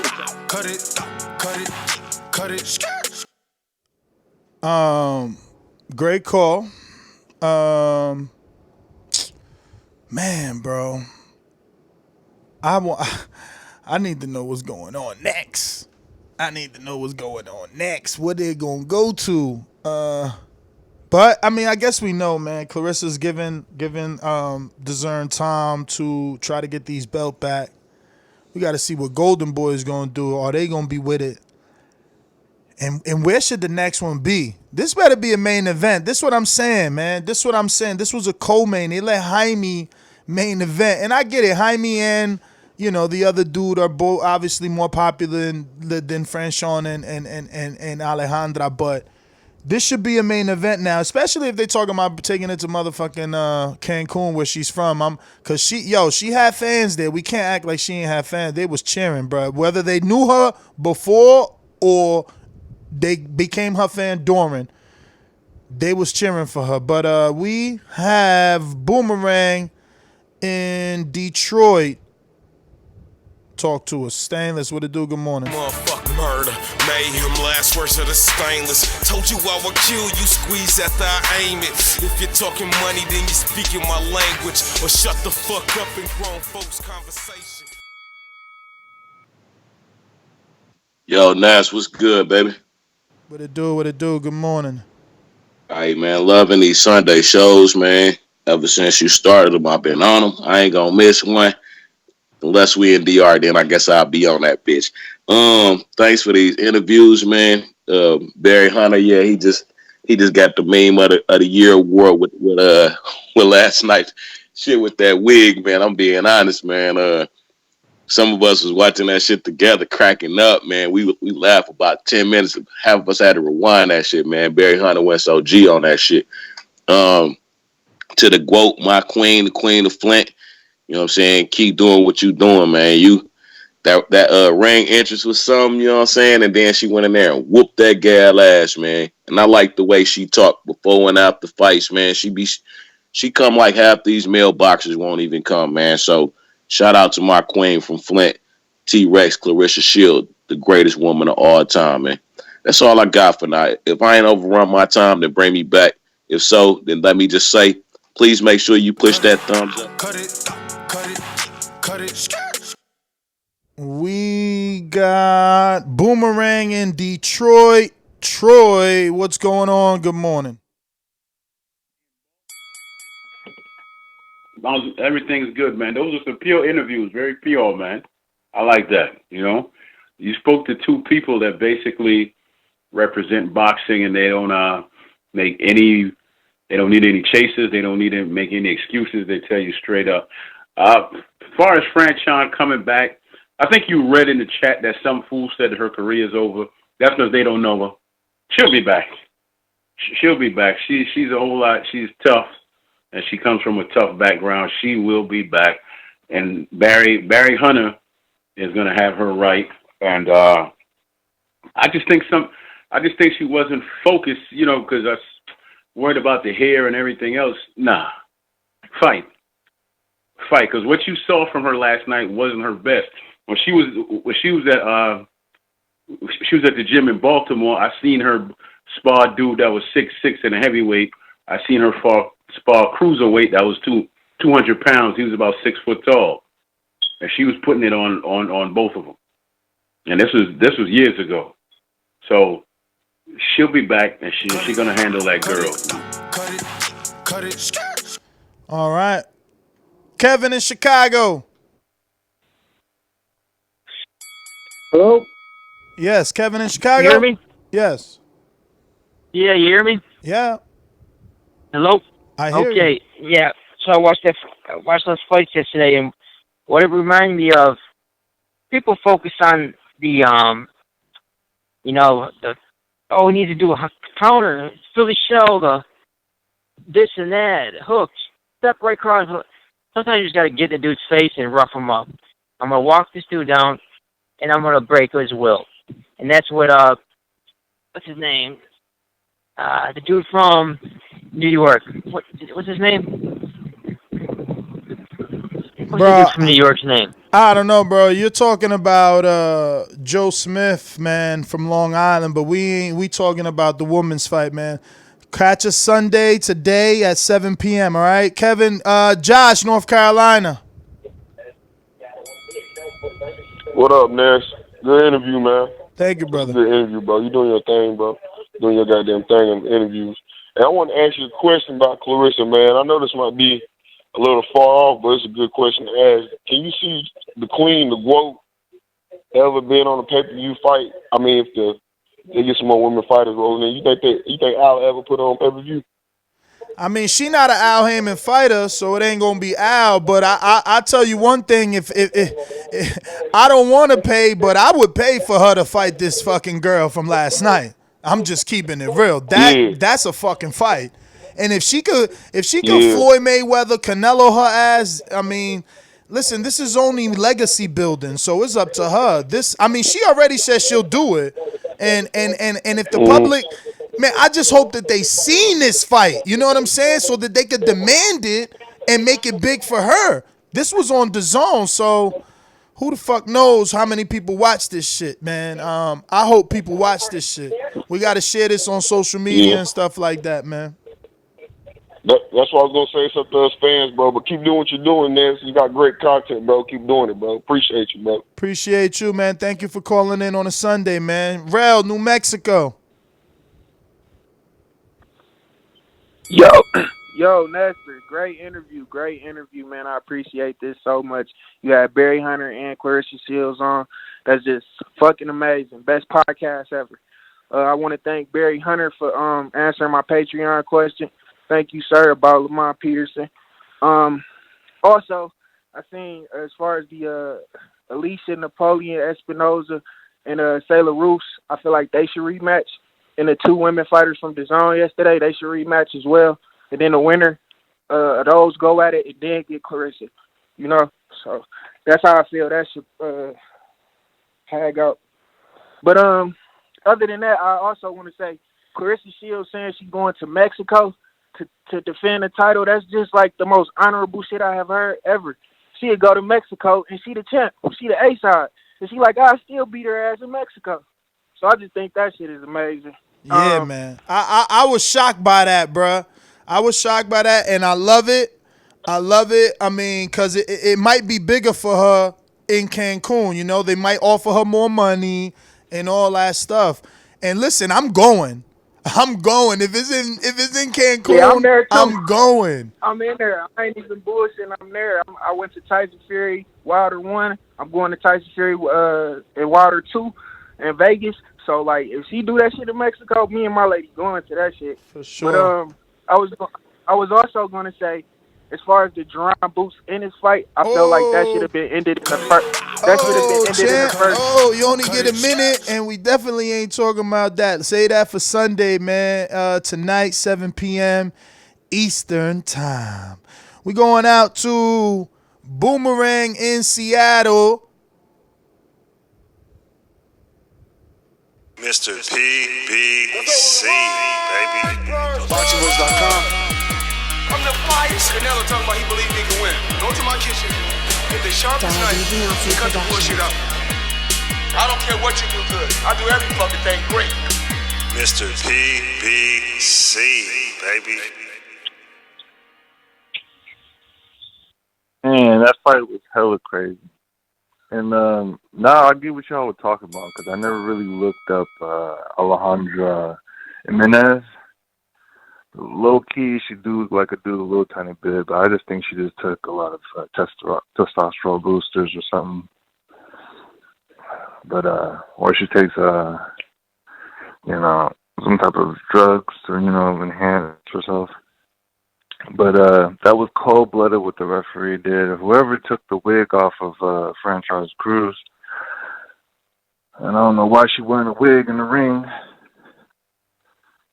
But that was a crazy fight, I thought Franchon Crews was gonna, come a little bit more smoke, but now I want to see Alejandra versus Claressa Shields, 100%. I don't even know why Claressa Shields ain't even talking about Alejandra. What you mean she ain't talking about it? You wildin'. I haven't seen no YouTube interviews. Cut it, I mean, oh, you talking about YouTube interviews? I mean, cause this girl just made a name for herself. She just beat somebody that we know, like. But Claressa just came on the show and said she'll beat her ass in Cancun. You know what I mean? What more you want? Damn, man. Again, God is good. Oh, let's go out to the fucking OG, man. Where my man OG? This is new. Mr. Info Joe. Tell them the truth, yo. Tell them the truth. This portion of the show we call In the Mr. Know, Info Joe. presented by my brother. Yo. Info Joe, what up, man? Good morning, Ness, man. You starting the year off tight and right, man. Just most definitely. Yo, shout out to Shields, man. She had my wife, man, jumping up and down, man, like we watching Wilder, man. she a big fan, man. I'm a big fan, man. Shout out to Shields. She taking women's boxing to the next level. Hey, man, shout out to Barry Hunter, man. I met that brother in Vegas, man. He cooler than a fan. We need 1,000 more Barry Hunters, man. He's a man amongst men. All that he does for the youth in D.C., man, that dude, shout out to him, man. He's the best, one of the best individuals, man, to ever come out of D.C., man. Solid individual. I hope you're listening. I appreciate all the work you did. I wish we had people like you in every city. That's all I got, family. Peace. Joe, man, thank you for calling in. You already know. Donald, California, what up, Richmond?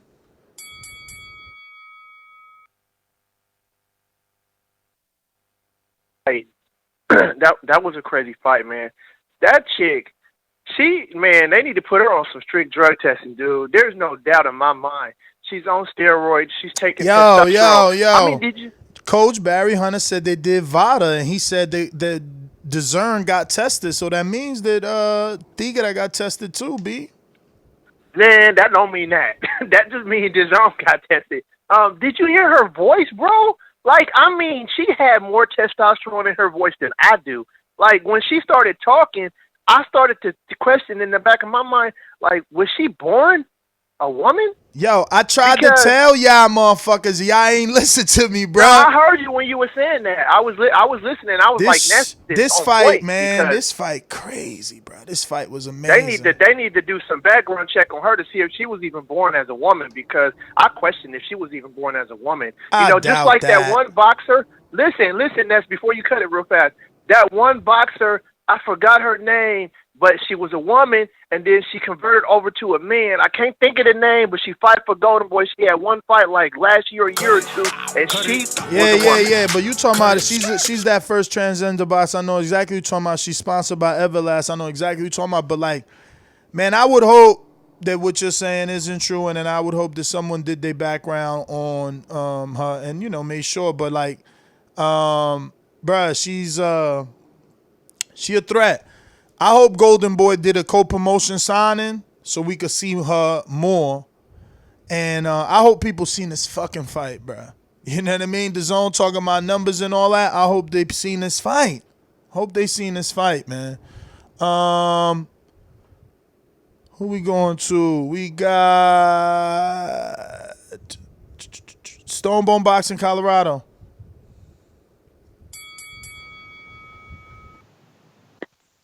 What up? Yeah, man, that was a great little weekend, man. That was a big moment for Claressa, man. She stepped up, showed why she is the GOAT. She did put man, she ain't not just a spotlight. She put the sun on women's boxing. You know what I mean? That's how much she illuminated. And I just like how when you was talking to her about Jimenez, it sounded just like you was talking to Barry Hunter. Her mind thinks like a trainer. She telling you, look, this is what I do. Bam. It's real clinical. Like you say, her focus is none other. She told you, like, what she'll do. And to that reporter who was talking about, oh, she ain't going to never make $1 million. She ain't going to never be Oscar. Where that $1 million check at? Cancun, Jimenez, Shields, and she going to beat her in the stomach and make her throw up, just like she said. What's up, Oscar? You got that money. Put up that money. That's a big fight. Cancun will be sold out. You probably have hella dudes like me, Ness, and I'm going to bring the wifey. We're going to be out there heavy chunky. So, going to make that happen, Oscar. I'll catch y'all on tonight's show. Yeah, I'm definitely going to Cancun. I'm putting it out right now. I know we got people in Mexico listening. Because the last time I went to Mexico, I got lucky. I don't like getting lucky, if you know what I mean. So when I get there, make sure I'm right to all my Mexican listeners, because I'm indulging. That being said, I would love this fight in Cancun. I'm doing same thing Stone Bone said. I'm bringing the wife. It's shit's gonna be a vacation. Shit is gonna be a vacation. I'm telling you right now.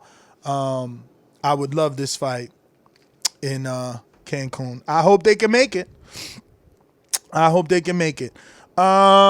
Remember, stick to the script. I see a few non-script stickers out there, you culprits. So stick to the scripts.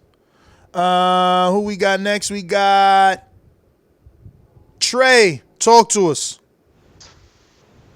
Yeah, can y'all hear me good? Yes. Hey, listen, man. Trey is a girl for all the listeners. Trey is gay. Trey is from the gay community. Trey got transgender friends. That is a fucking man. I think that's a man who is turning into a woman after I heard her goddamn post-fight interview. Claressa Shields, stay away from dude. Alejandro, if you want to be a man, go fight Spence. Get your ass out of here with that bullshit. Franchon Crews is tough. She fought. She lasted. Trey, you went through a dead spot, because I definitely ain't mute you and you not muted. Or you got another call, Trey? Hello? Yeah, you went dead a little bit. Oh, my bad. I was telling the listeners that Trey is a girl, Trey is gay, and Alejandro is a fucking boy, okay? Claressa Shields, goddamn, y'all. Airplanes want to land and shit. Claressa Shields, stay away from dude. Alejandro, go fight Errol Spence. That's my call. All right. Well, Trey, thank you for calling in. And, we knew for some time now Trey was a girl. So, I mean, she's got her opinion, But I was, listen. I was trying to make everybody aware this was going to be a crazy one for real. But I just hope Claressa, even Dezurn, I think I'm going to this. If Dezurn has to do it in Cancun, I think I'm going.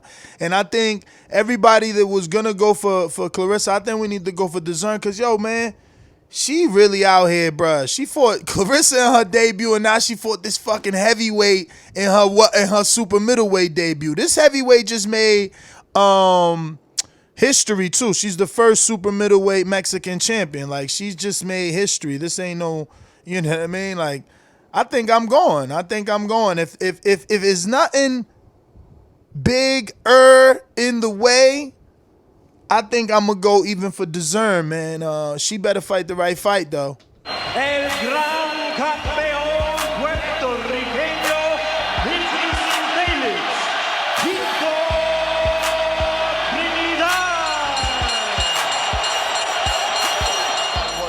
You got any excuses tonight, Roy? Let's not ask questions like that. Let's touch gloves and go to work. Tonight, Roy. Let's go to work. Hello, can you hear me now? I hear you. All right, cool. I'm at this damn basketball tournament. So yeah, man, great interviews this morning, man. Great night of fights. That Franchon fought a whole dude in there, bro. That shit was crazy, and she still did her thing. She could have easily won that fight too, man, but she wanted to stay in the pocket with the bigger guy in there. But yeah, I'm excited for Claressa too, because like you said, this all of a sudden I was just saying, like, for the last couple weeks, it's almost like Claressa has nothing left to do in women's boxing. She's done so much in such a short time, and now all of a sudden, this Mexican man monster comes out of nowhere. So it looks like it could be a big fight for Claressa. But she'll smash dudes. She'll smash them up real easy. She's too good of a boxer. But yeah, that's it, man. I'm at this tournament watching this game. I appreciate the show, Ness.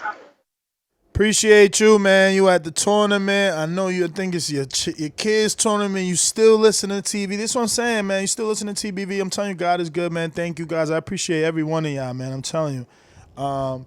Justin, what it do? I see how you guys reached to Claressa Shields because I remember that before her, her big fight. It was in April. I tagged her saying, like, congrats on the win against Christina Hammer, and she saw the message. So I'm trying to set up, you guys know I interview fighters. I'm trying to set up a fight, I mean, not a fight, an interview with Claressa Shields. She's seen the messages but not responded, but the fight pretty much played out how I thought it would. Claressa Shields doesn't have knockout power. I just thought that maybe Claressa Shields was going to give away the first round like she kind of did to Christina to, just get comfortable in there with their timing and style, but she pretty much just dominated the whole entire fight and won by unanimous decision. How I predicted it to go. The Amanda Nunes fight is simple. Boxing, Claressa Shields whoops her. MMA, Nunes mauls her. I mean, come on. Good call, Justin. Would have loved to hear your opinion on the topic of Franchon Crews and Alejandra. That was a great fight, man. Like I said, man, stick to the script. I guess the Claressa Shields talk is all good because she was on the show, you know what I mean? And anything connected to that. But I definitely want to hear your thoughts on the, Alejandra fight. I felt like this could just get brushed over with all the boxing that took place.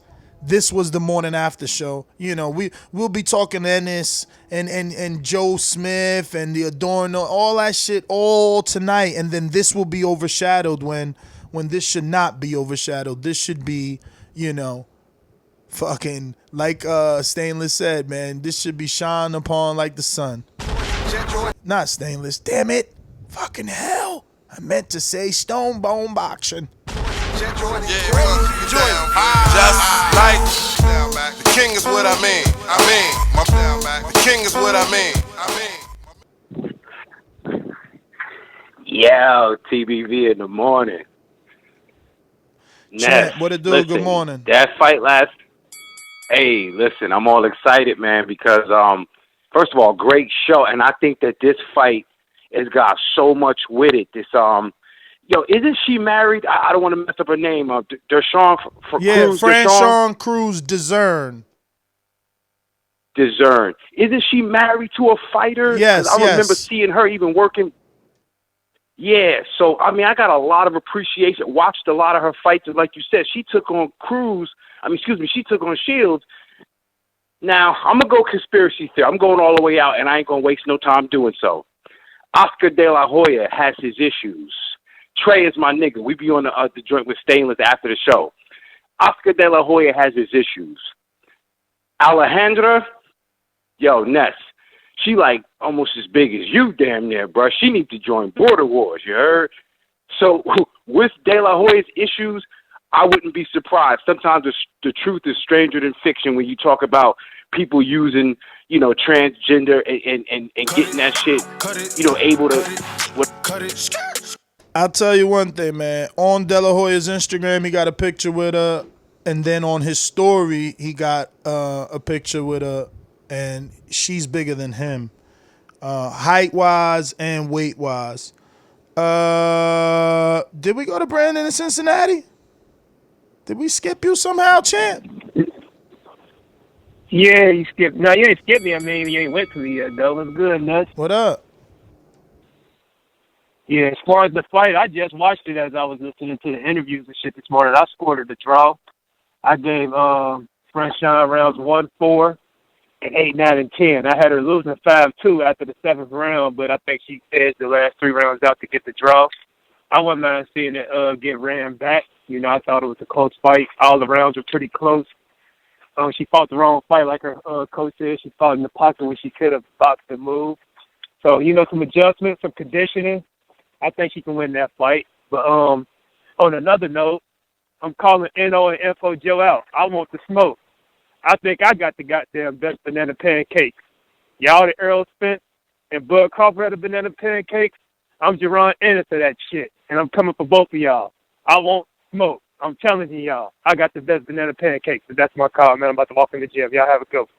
Damn, I thought I'd take it serious. My man going to the gym on a Sunday. My girl just came back from a walk on a Sunday, so I guess You're on the same mindset, you guys out there working out on Sundays, man. I mean, I'm working on a Sunday, just ain't working out. But we gonna do boomerangs. We're going back out to Dominic in Seattle. Actually, yep. Dominic in Seattle. You only got one call. Talk to us. Yeah. I watched all of Alejandra's fights back in the day. All right. Yep. And Well, you she's found them really a on? girl. Did you find them on YouTube? Yeah. She was in Mexico back in the day. She was heavy set back in the day. Yeah, no, And she was a heavyweight. She was 300 I pounds. know, but she was heavy set too. She's a woman, bro. I look back at all her fights. She just probably took hella testosterone boosters or lost the weight, and also she does look lesbian. Let's keep it real. So she probably dyking. No, she So I don't definitely a know. lesbian, brother. She's married to a woman. She has 2 children too. You know, I just like I said when I talked about it, I said I don't mean any disrespect. You know what I mean? No, I'm not. I just had to look for myself because because I looked at her in the face. I'm like, damn, she do look like a man. Like a little tiny bit. I gotta look in YouTube and see what she looked like back in the day. But she's a woman. If Franchon Crews does a rematch, I'm gonna go for her again. I think that she did have points in the fight. Cut it. Yeah, man. Thanks for calling in, Dom. Killer Ringer, Sweden.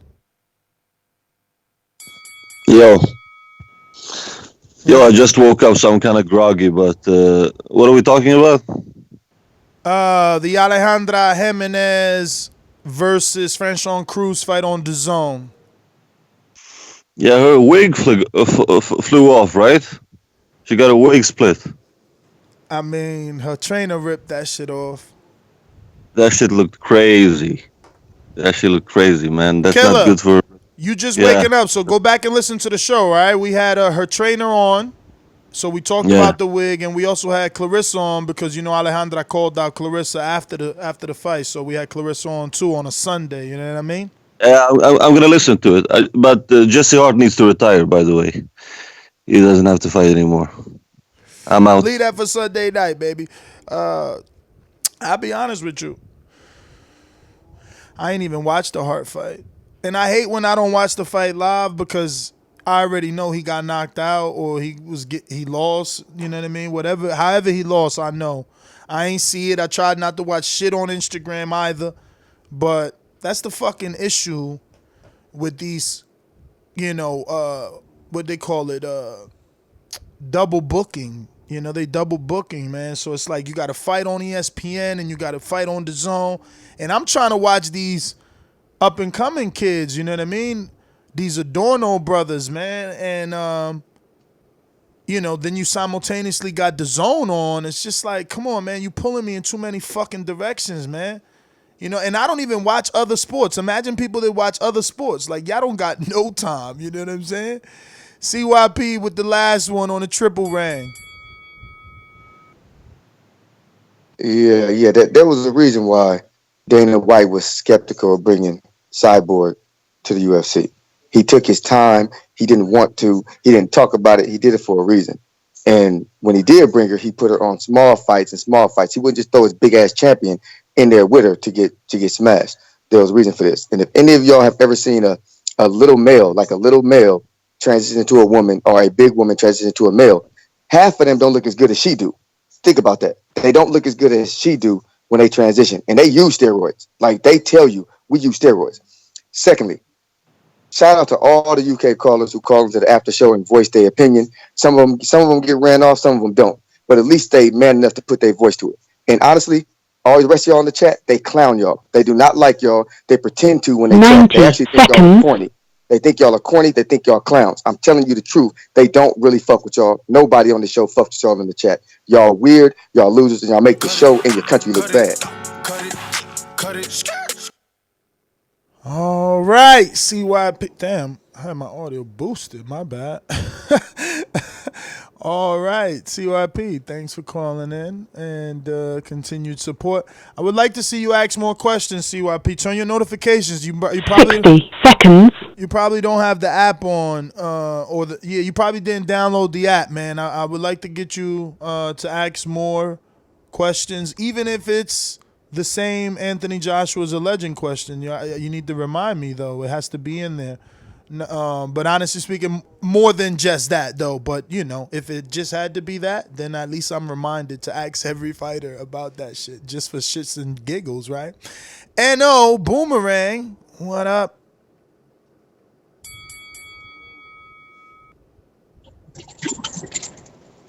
Yeah, and that's your girl, bro. That's man. She on them hormones heavy, dog. She on them hormones heavy. But this another thing, new, bro. A lot of women they go to hollering that they can beat up some of these men and that now they didn't give it to you.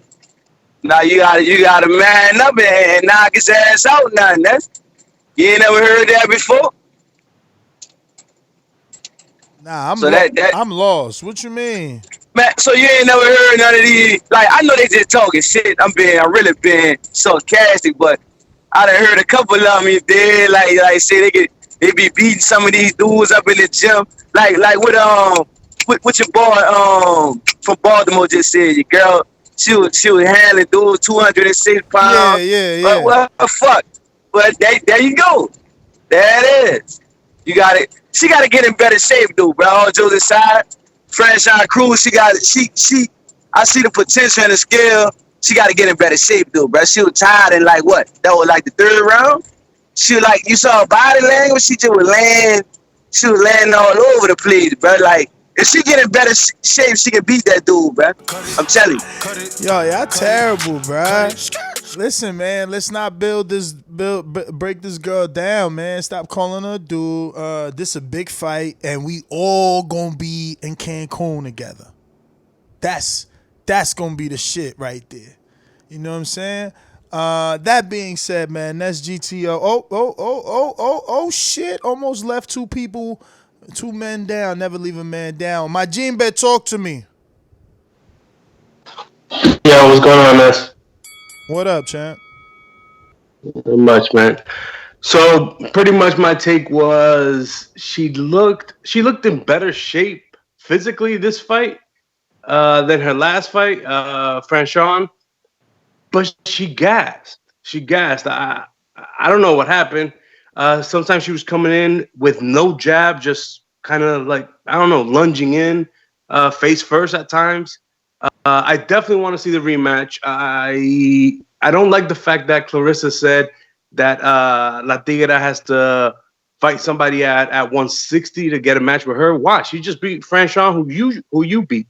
But I get it though. Think about it, because La Tigra is not saying come fight me at 68 for the 2 belts I just won. She's saying I'll go down and fight you for your undisputed. Remember, she got all the belts at 160 minus the WBA, so she's unified. You know, and she got more belts at 160. But again, I think from a negotiation standpoint, if I'm Claressa, I make her big ass get down to 160 and struggle some more.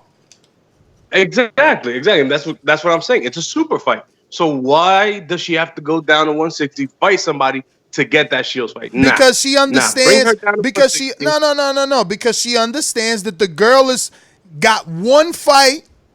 No one knows her. She got one fight. We got her buzzing now. She got one fight and got on the map and now wants the super fight. You know what I mean? Like, it's kind of bullshit. I get what she's saying. Do something the way I had to do something. She got 9 fights, and look at everything that she fought. And La Tigra got like 13 fights, and look, she just got one name on. I get what Claressa's saying. I get it. You got to think about it like that. Like, I got to fight everybody, and you motherfuckers just want to fight me? That one fight, that one win, though, is not a bad win. It's a great win. It's a great win. Especially in the women's universe. It's a great win, but it's only one win, and it took you 13 fights.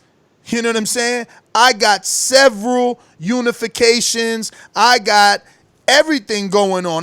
You know what I mean? Come on. She got the right to dictate.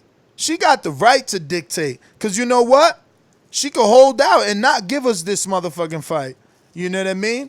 But But maybe the way to this fight is through the rematch with Franchon. Maybe La Tigra has to earn it by beating Franchon twice. Claressa now being in camp with Franchon, what she just offered, what Barry Hunter just accepted, right? And then it's just like the Rocky and Apollo fucking movie, man.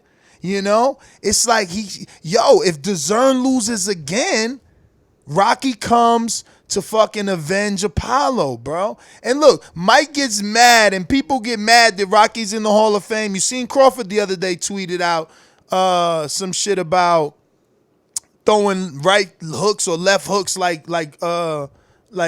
T. No, he said, man, y'all know what he said. I know hey, Stonebone, what he say? I know you the Crawford fan. You know what he said about Mr. T, right? Or am I wrong? You ain't see it on Twitter? No? Stonebone, you ain't gonna help me? Staying quiet. This is terrible. Stainless, talk to me on a boomerang. Yo, man. Again, I agree with you on a double booking, man. It made it real difficult to watch the fight. You know what I'm saying? Because I don't watch ESPN on the app on my TV. I watch the Zone on the app on my TV. So, you know what I'm saying? That bouncing back and forth got a little frustrating, to be honest. And I know we ain't supposed to talk about any other fights, and I'm not really going to talk about them, but those preliminary and undercards for the two fights yesterday were both garbage as a motherfucker. So they really need to work on that on PBC and the Zone. Again, shout out to Claressa Shields and Barry Hunter for calling in. Great interviews with him, man. Thanks for all the hard work. Cause you always going hard, man. You go harder than anybody else I've seen on YouTube, up all night, all day. You know, we friends on Facebook, Instagram. I always see you working, bro. So shout out to you for that. And if you listening and you ain't push thumbs up, because for some reason it's only like 40-50% of the motherfuckers who listening who actually took 2 seconds to push the thumbs up, then you on that bullshit. You need to stop playing. So I always say, please make sure you push that thumbs up. Share this in every episode of the Boxing Voice podcast, because it's TBV for life. And if you ain't on Patreon and you ain't get to ask no questions and all that, it's because you stupid. And shout out to El Camino. Peace. Stainless, man, as always, thank you for the kind words. And I found the tweet. It wasn't even too long ago, January 7th. So I'm screen sharing it here on YouTube. And he says, Mr. T had the best hooks ever with no jabs or straight punches. And obviously, Mr. T is played, Clubber Lane and Rocky. And, I'm just showing you that, Rocky's iconic, man. Rocky is like Michael Jordan to basketball, man. Like, you can't take that away. And don't hate on movies that make us believe. And Rocky's is one of them fucking movies, you know what I'm saying? But looks like we got a late edition. We're going to Davidian on the late edition. What it do? Davidian. You just got to speak. You're already unmuted, champ. You there? Going once. Davidian. Bueller. All right. JT, you on your after show or you talking? JT. Man, yeah, I just got on here. I don't even know what happened. Oh, yeah, man. We talking that fantastic fight. Go watch that, man. Dezurn, Franchon Crews-Dezurn versus Alejandra Jimenez. And definitely go back and listen to the show, man. We had Claressa Shields and Coach Barry Hunter on, who is the trainer of Franchon Crews-Dezurn. I spoke to Dezurn, but obviously she was going to be on a flight, man. So that's why she couldn't come on, But Davidian, trying you one more time. Davidian. I don't know what's up with you, because you unmuted, champ. I don't know. That being said, I'm out, man. That's GTO, Instagram, and Twitter. Catch us on the next one at 7 p.m.